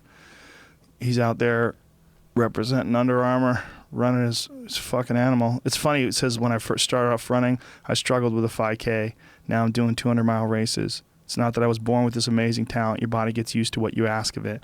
If you don't ask much of it, it isn't going to give you much. If you don't ask much of it, it isn't going to give you... I said it twice for some reason. If you ask a lot of it, it will give you a lot. Somebody should tell them that they repeated that sentence twice. He can edit that. Edit that shit. Jesus Christ. Under Armour. Get your shit together. He's a fascinating guy, man. Yeah. He's, whatever the podcast thing has done, it's introduced me to people like him and Adam Greentree who are just, I find fascinating. Yeah. And man, some fan made me a table. I picked it up today. I put it on my Instagram. And he just put like all the stuff I dig, and one of the things he put on the side was "No one cares, work harder." Yeah, and I was like, yeah, it's Cam's T-shirt. Yeah, it's one of his sayings, and that's real. You know, I posted something on Instagram today that there's levels to this shit. You know, it's what we're talking about. Like I'm very self-critical, like super hyper self-critical. But one of the reasons why I'm hyper self-critical is I know people who are just real savages, who really are doing extraordinary things.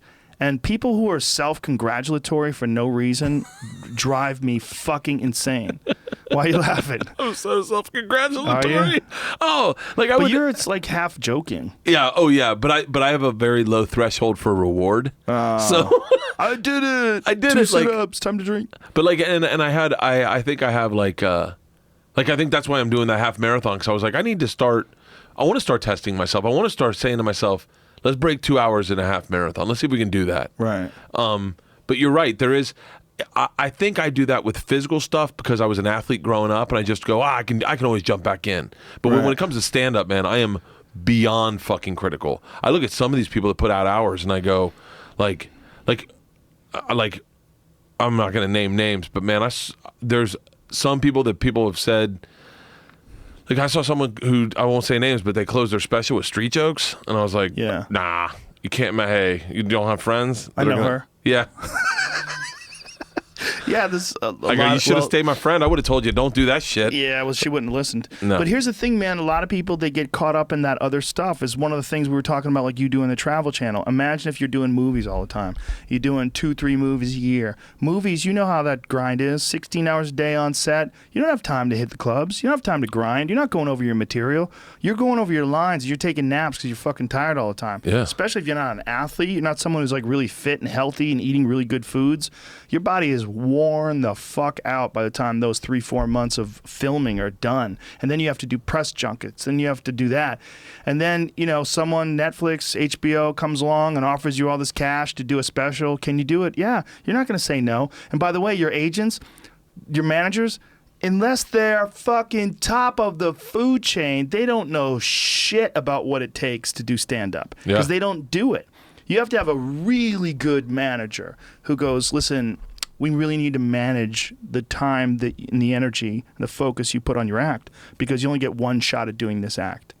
And I've fucked that up before, and I think a lot of us have before.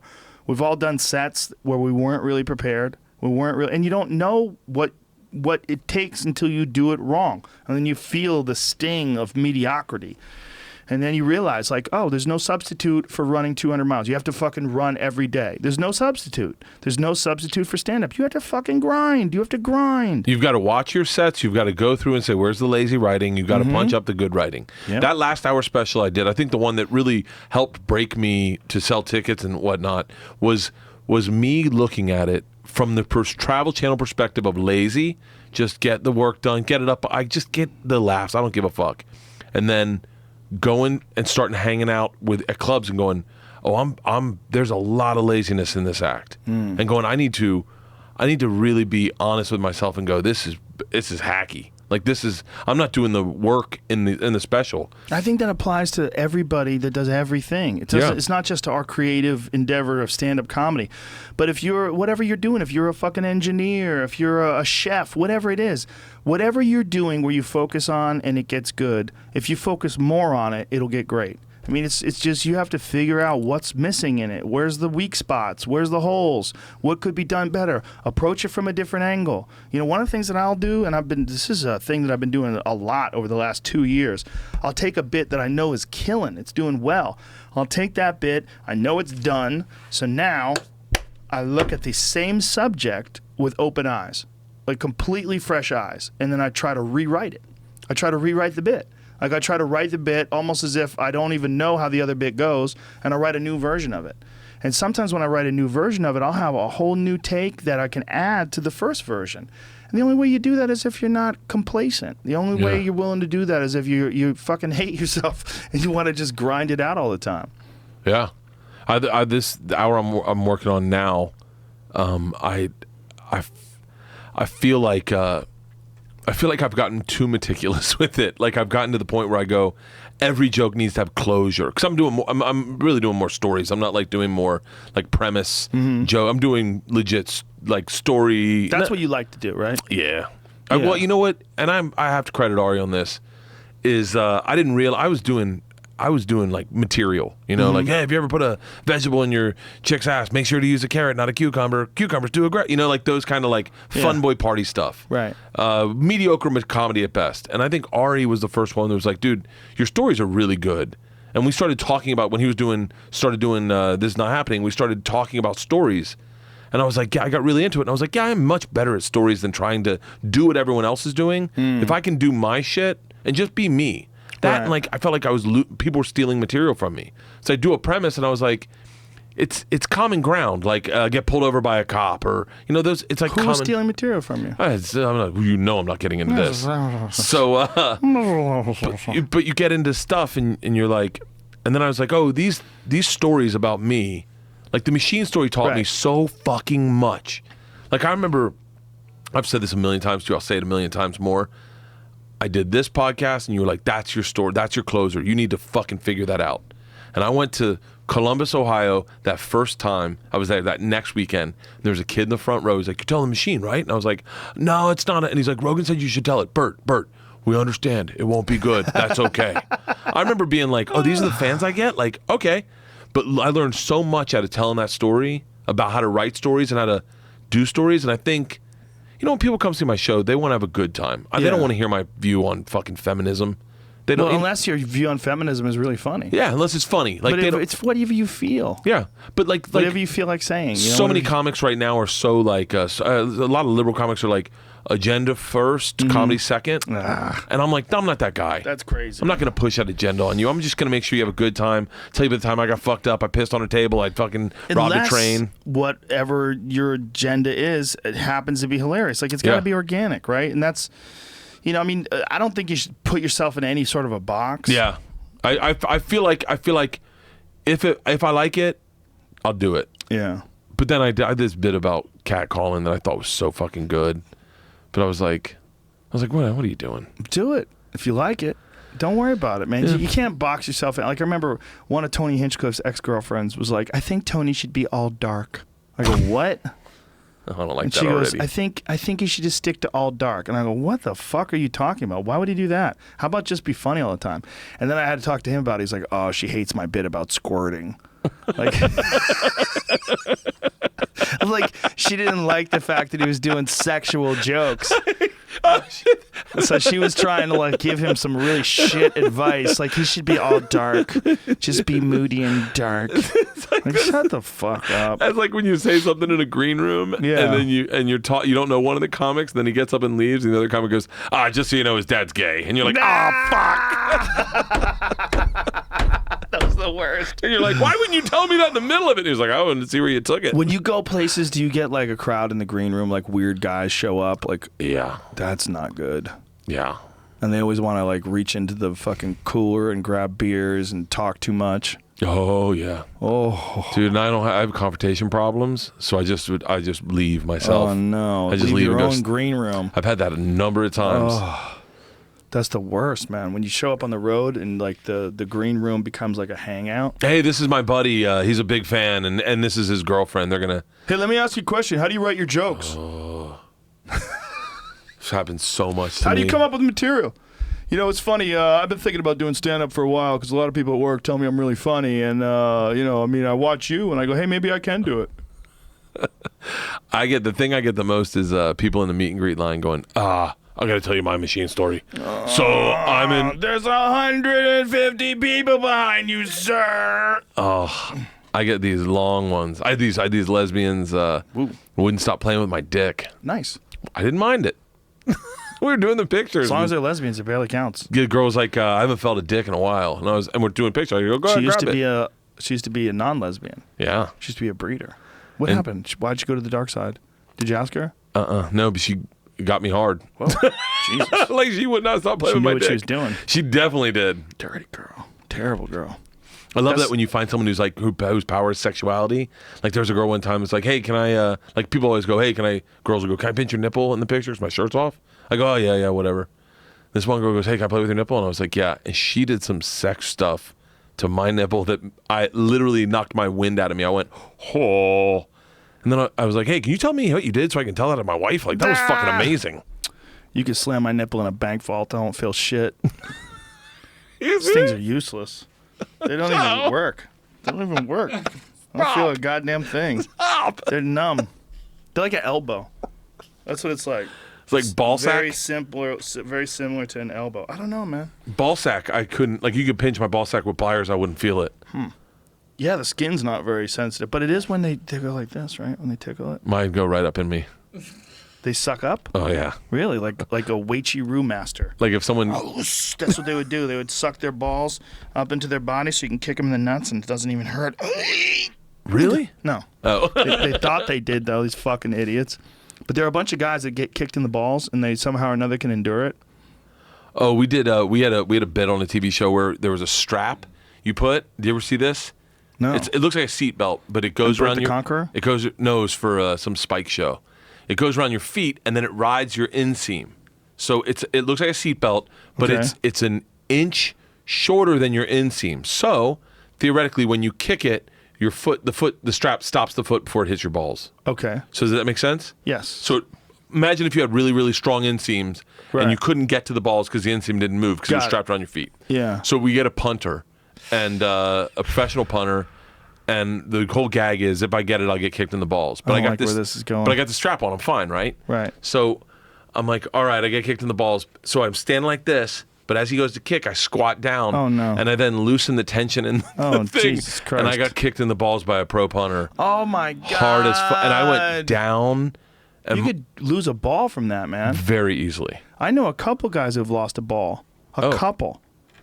Yeah. They get kicked in the nuts in sparring, and they lose a nut. I thought I lost a nut once in a tournament. My ball swelled up like a fucking golf ball. It was like this, more than a golf ball, I guess. It was big and red, and it turned purple later. Oh, It was awful. Yeah, I really thought, because I had, in the old days, the cups that you would have were they were cups that would sit in jock straps. Yeah. And when you would throw a kick, a lot of times the ball would poke out from underneath the cup. So when you got kicked in the nuts, that cup was slamming into your balls. It's not good. Now they have really good compression shorts, and the balls get there's a thing called Diamond MMA cups. They suck straight to your body, and the outside's soft, and they cover all your junk, and it doesn't go anywhere. You could literally get kicked in the balls with these things on and be okay. Then they have these steel tie cups, which are the most ideal, the most uncomfortable, but the most ideal, because they tie up through your asshole like a G-string. They fucking crank up back there, and they tie them on the top, but it's a steel cup. Really? And everything is just fucking shoved in there, man. I remember when I was a kid and they just pull the cup out of the bag and it by itself and go throw it in your underwear. Oh yeah, they do that. And you'd right? have to raw dog the cup in your underwear. Just sand all over your dick. What a stupid design balls are. Yeah. On the outside, and everybody knows it. Everybody knows how bad they hurt. There's not a thing that hurts other than your eyeballs. Thing that hurts like your balls. Everything ball hurts, right? Other than your eyeballs. Yeah. Was you ever been poked in the eye hard? Yeah. Horrible, right? Fuck yeah. Yeah. That's your balls, man. I said to someone one time we were about to do this snowball fight for a professional snowball fight. So they make them with snow, pack them, and they're basically ice rocks. And it's called Yugi Gassen in Alaska. And so we're about to do it. And the night before I had said to someone, no, I don't, you could hit me in the dick. I'd rather be hitting the dick than in the balls. And they're like, and there was this girl, Lonnie, and she was like, you're telling me you have no feeling in your dick? I go, no, I feel in my dick. But if you punch me in the dick, just dick, if you held my dick in my hand and punch me, it wouldn't hurt as bad as if you held my balls in my hand and punched me. So the next day we're doing this Yugi Gassen, and someone throws a snowball right when it starts, and it hits me on the head of the dick, and I thought it exploded in my pants. I thought and my hands were cold, so I couldn't feel. I was like, when I touch this dick, it will be in pieces in my pants, like a trick cigar. And it hurt. I've never felt a pain. And then she came up as I'm writhing. She goes, I thought I could punch you in the dick and it wouldn't hurt. I was like, I was wrong. What about animals? Animals all have their balls on the outside, but they've never figured it out. I think chimps probably figured it out. I bet when they fight other chimps, they attack the balls.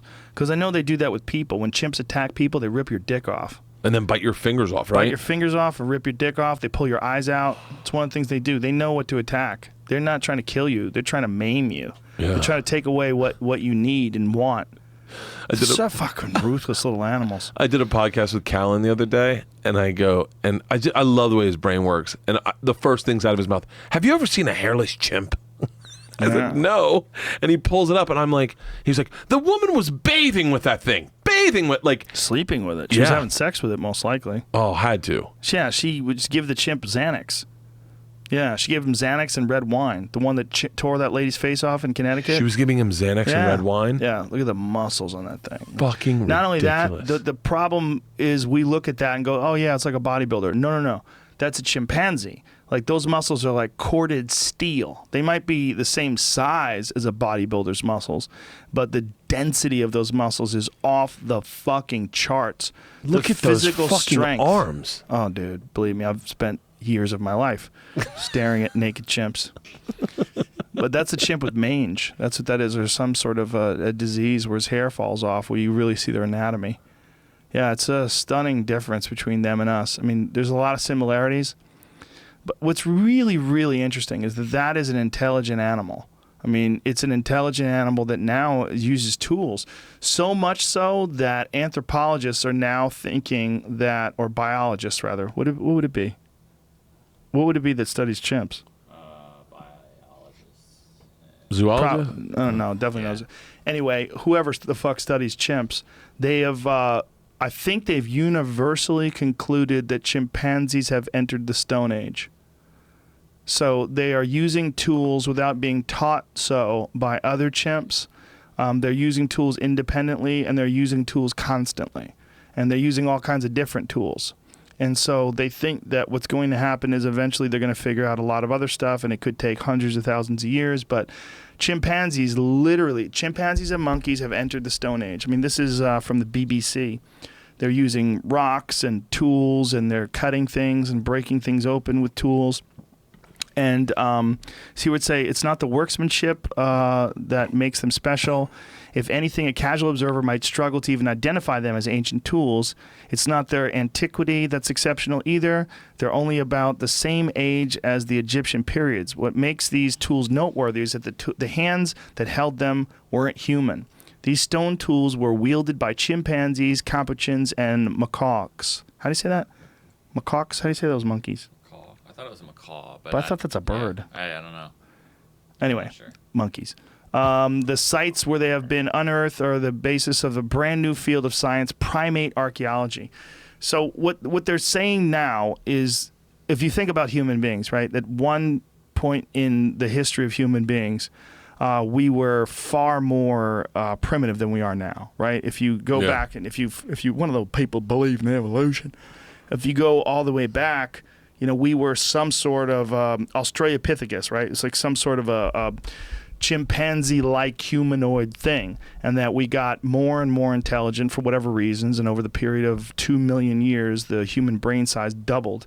And they think that hunting played a part of that, cooking food might have played a part in that, a bunch of factors played a part in that. But they think that if chimpanzees keep going the way they're going now, that who knows what the fuck a chimp looks like in 1 million years.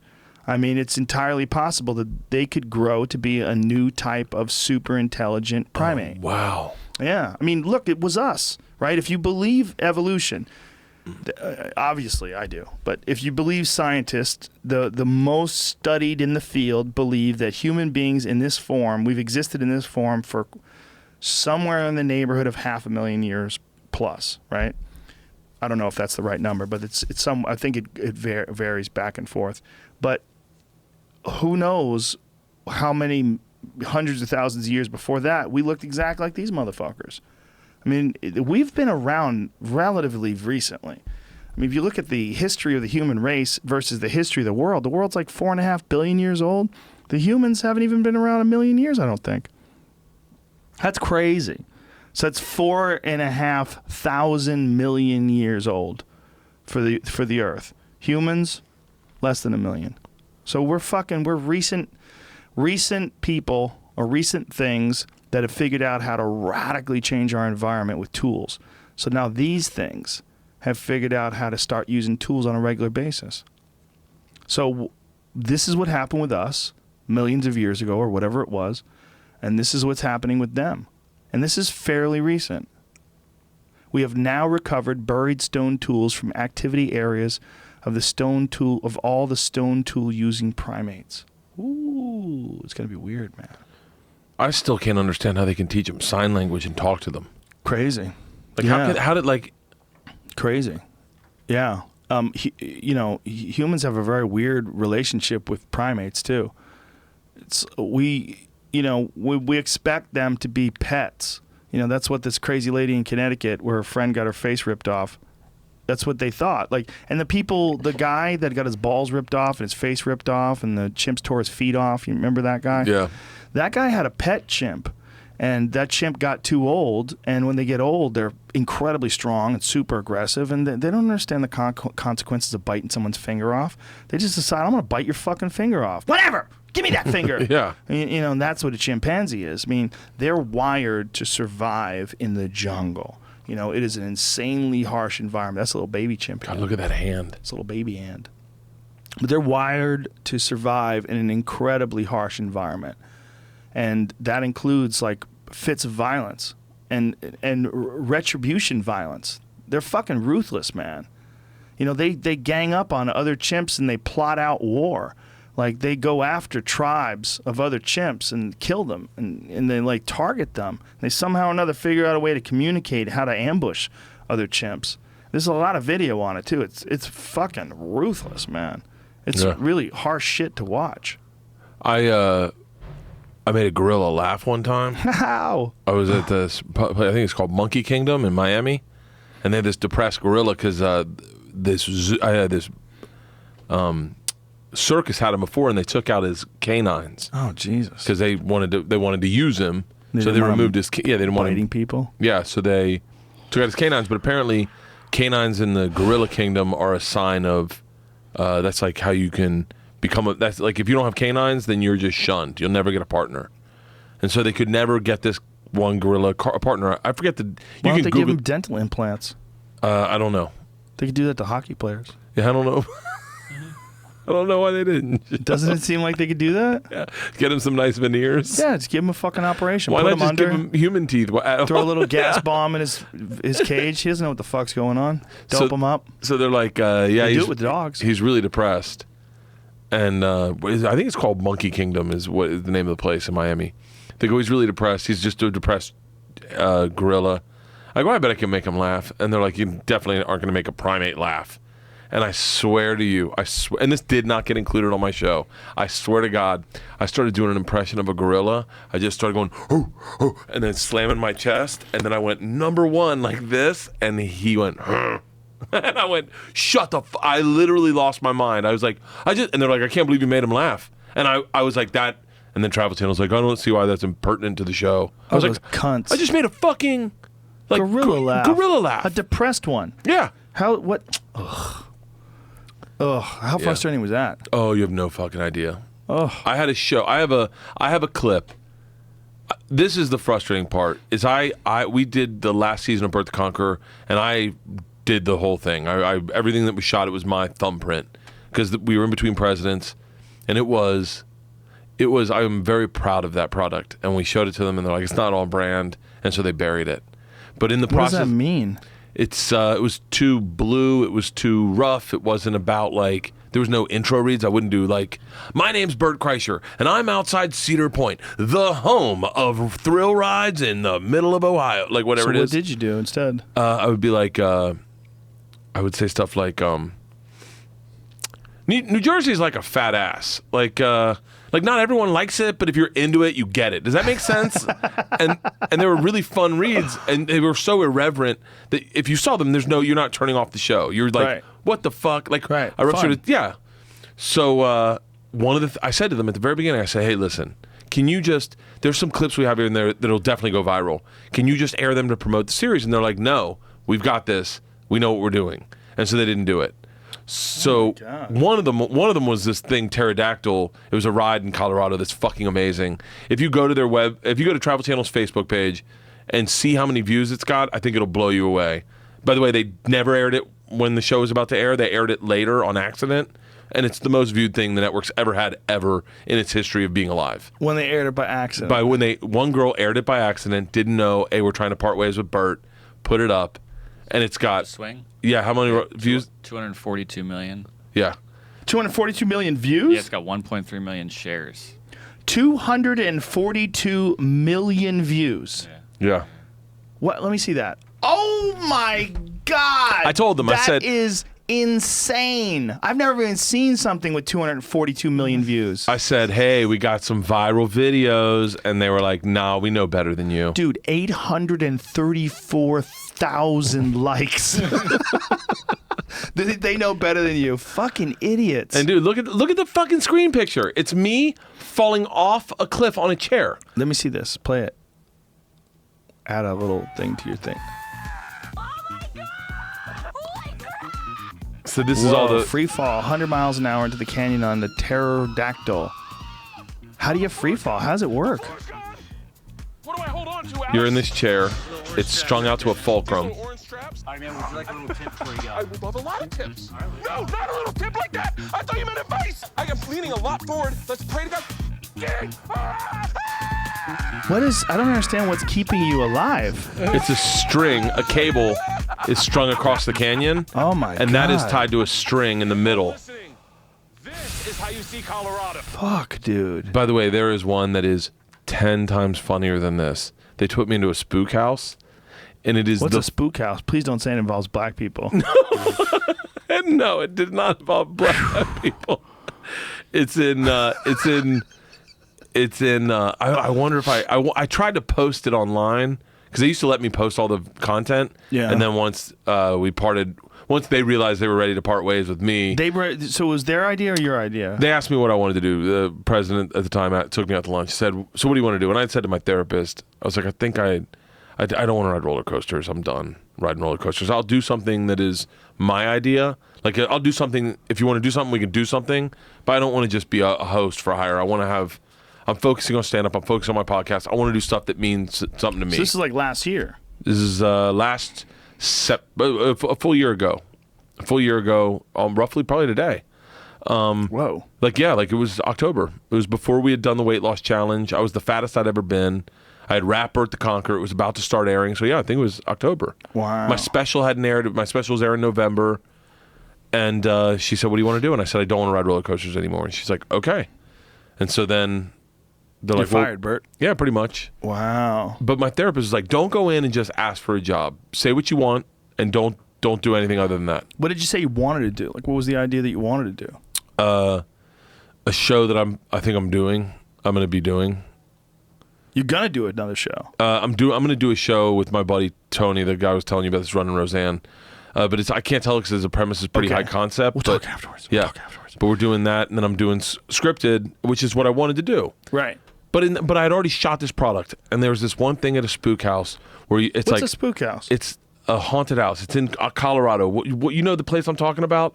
I have one pulled up where you're in Ohio, but that's not from Bert the Conqueror. That's from Bert the Conqueror? Yeah. How old do I look in it? It's from 2016. You got a Joe Rogan shirt on? I swear to God, if you watch the full video of this, it is the funniest thing you've ever seen. I gave it to them and they just clipped it up and tried to make it short. And I was like, don't air the fucking whole video because it's me going 25 minutes. Not the whole video is not 25 minutes, it's like 8 minutes, but it's me doing like an hour tour through this spook house and I am losing my shit. Why wouldn't they air it? Because were they bummed out at you at this point? Yeah. Yeah, that you were leaving. I think they don't like that I'm wearing Look how different you look. They don't like that you wearing my shirt? Yeah, they're like, what? Cunts. Why can't you just wear a black shirt? Fuck off. Fuck off, Travel Channel. Like, Thank you for wearing that, though. That's awesome. It's just me getting scared. Dude, you were so much bigger. I know. You look like a different human. I know. That's so crazy. Like, do you see yourself there and go, oh my God, I'm unhealthy? It makes me uncomfortable. If you go to the very end, I'm sweating profusely. But like this is, I get scared and I just push my assistant on the coast.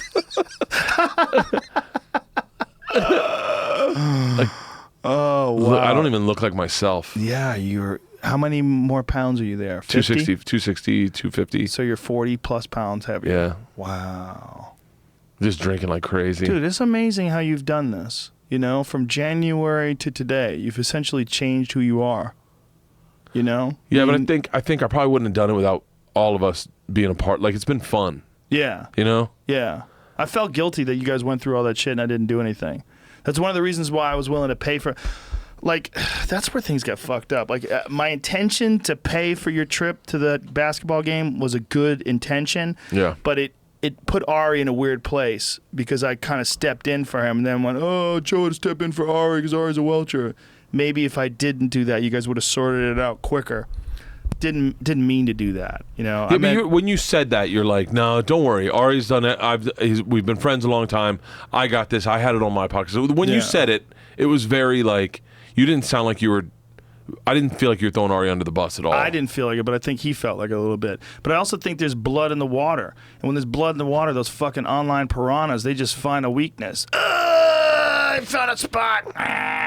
And if you show that weakness, it's like leaving out milk for a cat. That's why you were telling him about the comments. Don't fucking respond to those comments, you know? Dude, don't do that.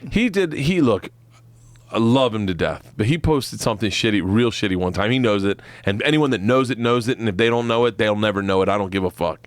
But I watched the comments roll in after that, and he didn't realize what he had posted, and I watched it, and I was like, he didn't realize. It's a long story, and I'm not getting into it, because I love Ari, and I don't want him to have to deal with it. But, like, he didn't realize what he had posted. He thought he was posting something fun, but it was, like, super serious, and then, dude, I watched these people roll in with comments. Man, Tom and I have said a number of times, write down names. Don't ever forget the guys that are really horrible human beings on here. Like, don't ever forget, there are some fucking lunatics online. Like, legit fucking lunatics. Of course. Like, when you said you weren't going to smoke weed and we put the Pray for Joe thing out, dude, this guy wrote to me, he goes, don't ever forget you are nothing without Joe Rogan. That is our medicine. We need this medicine. And if you're going to deprive us of our medicine, I was like, Jesus Christ. Who the fuck do you think you're, like, deprive us of our medicine? People just... There's a lot of broken people out there, man. And a lot. Whoever you are, if you're that guy, look, man, I didn't take my medicine for 12 days and I'm good. Just relax. I mean, but some people, here's the thing, right? I used to do a joke about this, that I did have a medical marijuana card before it was legal. Yeah. You know, it was legal only medically. But if you didn't get a medical marijuana card, like if you went to a doctor and they said no, like you should go to a fucking hospital because there's probably something really wrong with you. Yeah. Because they were giving them away like candy. Like anybody could get a goddamn medical marijuana card. And someone was saying to me like, well, you are throwing it in the face of the people that actually need marijuana for like glaucoma or PTSD or whatever. Like what you're doing is skirting the system. I'm like, yeah. So what? I'm still getting weed legally. I'm not hurting anybody by getting weed legally, stupid. I'm just like promoting the fact that weed's awesome. And then also there's the thing with like, it's fun for just calming you down and giving you a perspective in life. I think weed has made me, and I think there's probably a lot of other factors as well. I don't want to say it's all weed, but weed has made me a nicer person because it's made me more sensitive. And I think that if there's one thing that we could all use more in this, like everybody gets carried away and everybody's a work in progress and people all say things that they probably shouldn't have, or just, you know, you're acting, you know, impulsively, or you go with the thought that's in your head and you say what's on your mind and it doesn't come out right. Yeah. We've all done that, right? But marijuana, for me, highlights all those things in an almost ruthlessly introspective way that makes me a nicer person. Makes me think about things, especially when I'm in the tank, man. When I get in the tank, when I smoke weed, I just think about everything. Oh. It's like a goddamn seminar on my life. I should do that. I should do that it's tank. It's going to be in the new studio. I should do that tank. New studio has a tank. I got to do the tank before I quit, before October's up. Okay. I want to try it before then. I want to try it sober. And then in November, I want to try it high one time. Well, it'll be installed in the third week of October. Really? So, yeah. The tank's coming soon. So as soon as this the the one tank from your comes house? in, no, it's a new one. They took the one out of my house. Crash, by the way, folks, if you're in California, the Float Lab is the greatest float place in the world, and this guy is. Like, a lot of people credit me for making isolation tanks more popular. I'm very happy that that's the case, but my tank experience increased dramatically when I hooked up with Crash. Because I had a friend who was working on my tank, and he was fixing it, and I had an older tank. It wasn't the best tank, but it was good, and I had a lot of great experiences in it. But he told me about this guy in Venice that ran this place called the Float Lab. And I said, well, what's the difference? He's like, well, his stuff is just like super engineered. It's like the best stuff. Like, you don't have any of the issues with like the bladders at the bottom that hold the water in breaking, because he doesn't use waterbed bladders. Instead, he uses those things they use for ponds, like koi ponds, like a very thick plastic. Yeah. Everything. He has air pumped in it, so you get fresh oxygen inside the tank. He just like he uses like 2 waterbed heaters, and they work together simultaneously. He has a really excellent digital calibration system for the temperature. Like, he takes it to the next level with everything. He's got an ozone filtration system that kills all the bacteria, kills everything. He uses 2 gigantic jacuzzi filters that everything gets run through these like tiny micron, I forget what the number is, filters where like they filter everything out of that water. And for me, it's like it's only me in the water, but for public ones, it's like critically important that you know that you're not going to catch some weird skin disease or something when you get inside these tanks. So this guy, I got in touch with him, got a tank from him. He installed it in my basement, and then I can't shut the fuck up about things I love. Yeah. And that's part of my problem is I'm repetitive as fuck, but that's what makes me good at things. I get obsessive in that mindset. I'm just like constantly droning on about the same things constantly, and sometimes that becomes a problem with podcasts. But Crash, that guy, he's the motherfucker behind tanks. If it wasn't for him, the tanks that we have, even not the non-crash tanks, non-float lab tanks, all the other tanks in the world, that is the gold standard. His tanks are the gold standard, and all the other tanks since then they've elevated in quality substantially because of his contribution. When I first started using a tank, which was like early 2000s, like 2000, I think I got one in 2003. And I think first time I got in one was like 2000, 2001. And I had one in my basement in 2003. From that time, the fucking whole business has gone like this. Zhoo! Now they're everywhere. Giant tank centers all over the world. There's one in Omaha. I was in Omaha, and this guy was at my show. He goes, man, I work at a float lab, or I work at a tank place. He's like, we should go. And I was like, let's go now. He was like, let me call the owner. And I got to say this to this owner in Omaha. The guy got off the phone. He's like, we can't go drunk. And I was like, why? He's like, I think he thinks you're going to pee in it. But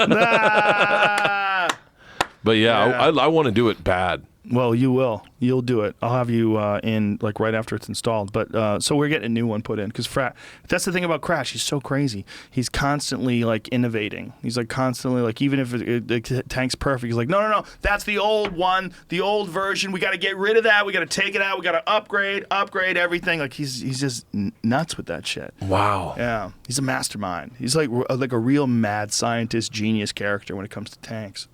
Oh, I could fucking. Yeah, I got to get in a tank. You love it, man. I tried to get into TM transcendental transcendental meditation. I missed the fucking class. Well, the thing about tanks is you could do all the meditation in tanks, but you have way more disconnection from your body, and I think that's important.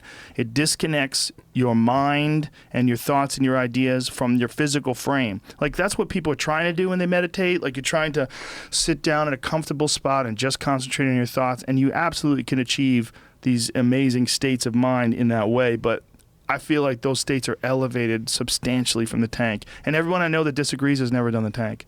People that have done the tank go, oh yeah. People that I know that meditate and do the tank as well go, oh my God, this is a game changer. It's just a completely different environment. Really? And the people that resist that, I've talked to a few people that meditate, and they're like, do you meditate? I'm like, yes, I do. I meditate in my tank. And they're like, well, that's not the same thing. I'm like, listen, you fucking hippie. You don't know what you're talking about. I've meditated regular too. Like, just try it. Have you tried it? No, I haven't. Then shut the fuck up. Yeah. Shut the fuck up. Because it's a complete naturally occurring psychedelic state. So anybody who's sober, anybody who doesn't want to fuck with drugs, I always tell them, get in that goddamn tank and you'll have a drug experience without any drugs, where you don't have to worry about losing your mind, you don't have to worry about addiction, you don't have to worry about overdosing or getting, someone give you the wrong shit. You can get in that tank and legitimately have a psychedelic experience. Yeah, I got to try it.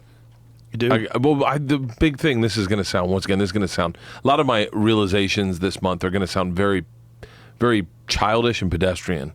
But like one of my really hard things was going to sleep. Like we call them unassisted sleeps in our house. So we go to sleep without drugs or alcohol. And I'd had 7 this year total. Whoa.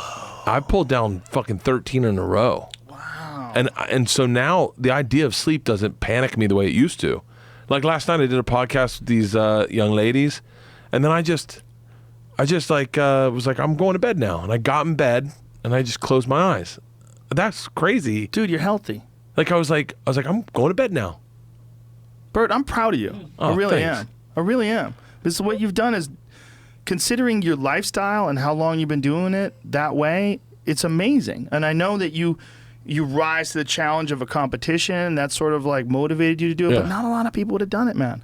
A lot of people would have quit by now. A lot of people would have found some excuses or figured out some way. Like, it was my friend's birthday. I had to do a shot with him. You know, like there's all sorts of real weird tricks that your mind will play on you to get you to quit. You know, in a bunch of different ways. But I'm proud of you. You've literally changed your health. You turned your health around in a very short period of time. I appreciate it. Thank you, Joe. I got a lot of those people because a lot of people are doing it with us. Yeah. I know Will Noonan has quit smoking, which is a big fucking deal. That's a hard one, apparently. Really big. He quit smoking. But it's fun to hear the guys who did fall off. They're like, I was with you until football on Saturday. I'm sorry, brother. And you're like, yeah, I know the feeling. Yeah, I know what it is too. But you just have to make a rule, you know, and just try again. It doesn't have to be sober October. You can do it in November. Yeah. But there's a beautiful thing in having like a set schedule. Tomorrow begins sobriety. I have to do it. I'm going to do it for 30 days. And if you can do it, look, people prayed for me, and now I'm off of marijuana. I'm going right back though. Can't wait. I think all of us kind of wish we were all together for that first night. I know. I'm kind of bummed out that you guys are going to be in New Orleans. But we'll come back for another podcast. We'll get Super Jew to get on a plane and come over here, and we'll have some fun together. And by then, he'll have already started smoking pot again, so he'll probably be more happy, Ari. Oh, yeah. Yeah, and we'll be at the new studio, too. But yeah, we'll do that. We'll all three of us get together and have we should do, I don't know if Ari's willing to do yoga after this challenge. I think this challenge might end it for him. You know? Do you think he will? Wait, I love that he calls it a chore. Yeah. I've had to set my alarm because I had a chore today. Did you listen to his podcast when he was talking about it? I did. I'm a goddamn professional comedian. I'm a Jewish entertainer in New York City. I like to drink and do drugs. This mock anger is so awesome. I was howling laughing driving to Segura's house. I got there. I go, have you been listening to Ari's podcast? He's like, well, yeah, the latest one was 35 minutes. I go, it's 35 minutes of gold for me and you. I go, I'm not sure if everyone's listening, but me and you should listen. I think it's meant for us. Yeah. Well, I'm glad he decided to go with it. It's awesome stuff. He was the one that said no weed. He was the one. He texted me personally. He goes, personally, I don't think you have a problem. I love you. And if you're going to do no booze, I'm going to take away the thing I care about, and that's weed. And then he texted that to me, him, and Tom. And then I made that video of me running the thing, and in it, I was like, no weed. And I said it to Tom, and Tom's like, I don't know if Joe knows about no weed yet. And then you were like, hey, guys, I'm not doing no weed. And then Ari's like, I'll bully him into a corner and see if I can get him to do it. That's hilarious. It wasn't affecting me at all, the bullying. I thought it was hilarious. I thought it was too. But I was willing to do it because I was like, all right. Two things I thought. One, the optics. It doesn't look good if I'm telling you guys to quit the booze, and then when it comes to the weed, I'm like, no, that wasn't a part of the deal. But I'm like, I want people to know that it's not hard to quit weed. It's really easy. Yeah. And yeah, I know I'm only quitting it for a month, but I'm telling you, it's fucking easy. Like, it has literally changed nothing about my life. Like, I can do all the same things. I think marijuana, like anything, can be abused, but I also think it's a valuable tool. And I think as long as you use it as a tool. And I think one of the things about this experience is I think I'm going to use it more judiciously. I'm going to use it less, I think.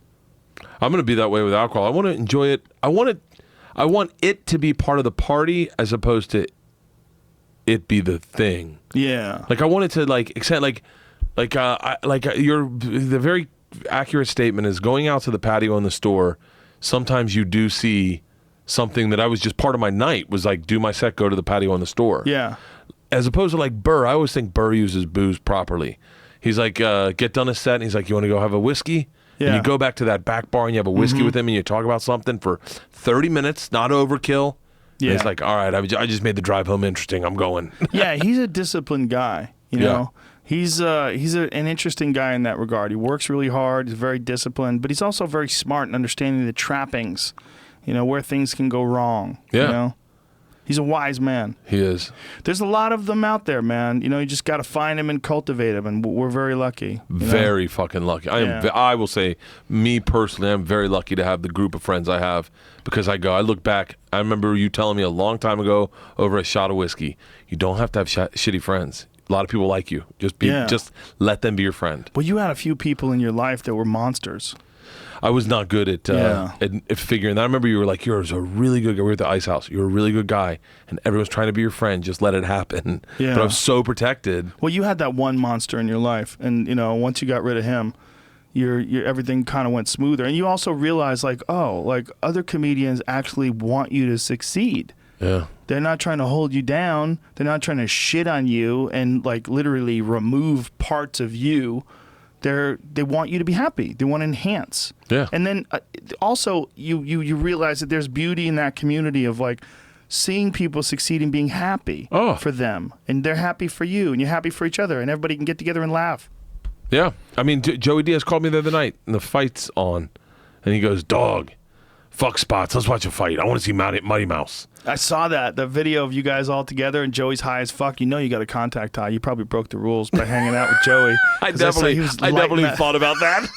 He's lighting 2 joints at a time. It's just him. It's just him. He's lighting 2 joints at a time. Have you seen that video of him, Joey Diaz, like talking about like his State of the Union address? His talking about making North Korea glow in the dark. Find it. I think it's on. It's on. We're fucking Americans. He's wearing a green shirt. And I was crying. Literally, tears were rolling down my face when I was watching. I think it's on the Mad Flavors World Instagram account. I know you can find it. Seems like it's pretty recent. Show me what you got. It says October 5th. Let me see what it looks like.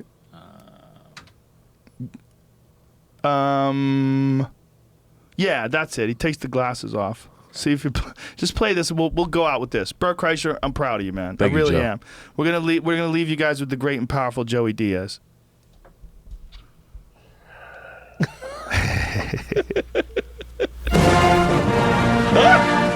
Get up, cocksuckers. It's all over. Listen, we had a rough couple of months. Fucking Katrina's cousin Maria.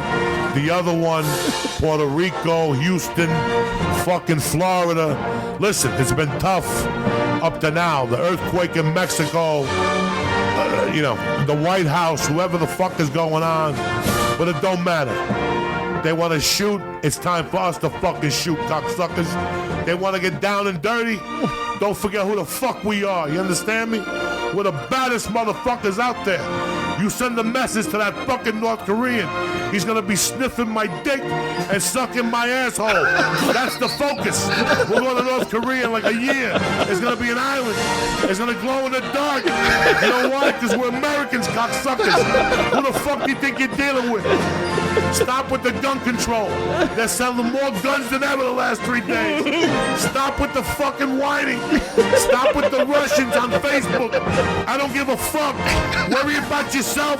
Keep your eyes open and get the fuck off Snapchat and fucking Twitter, cocksucker. Stay black.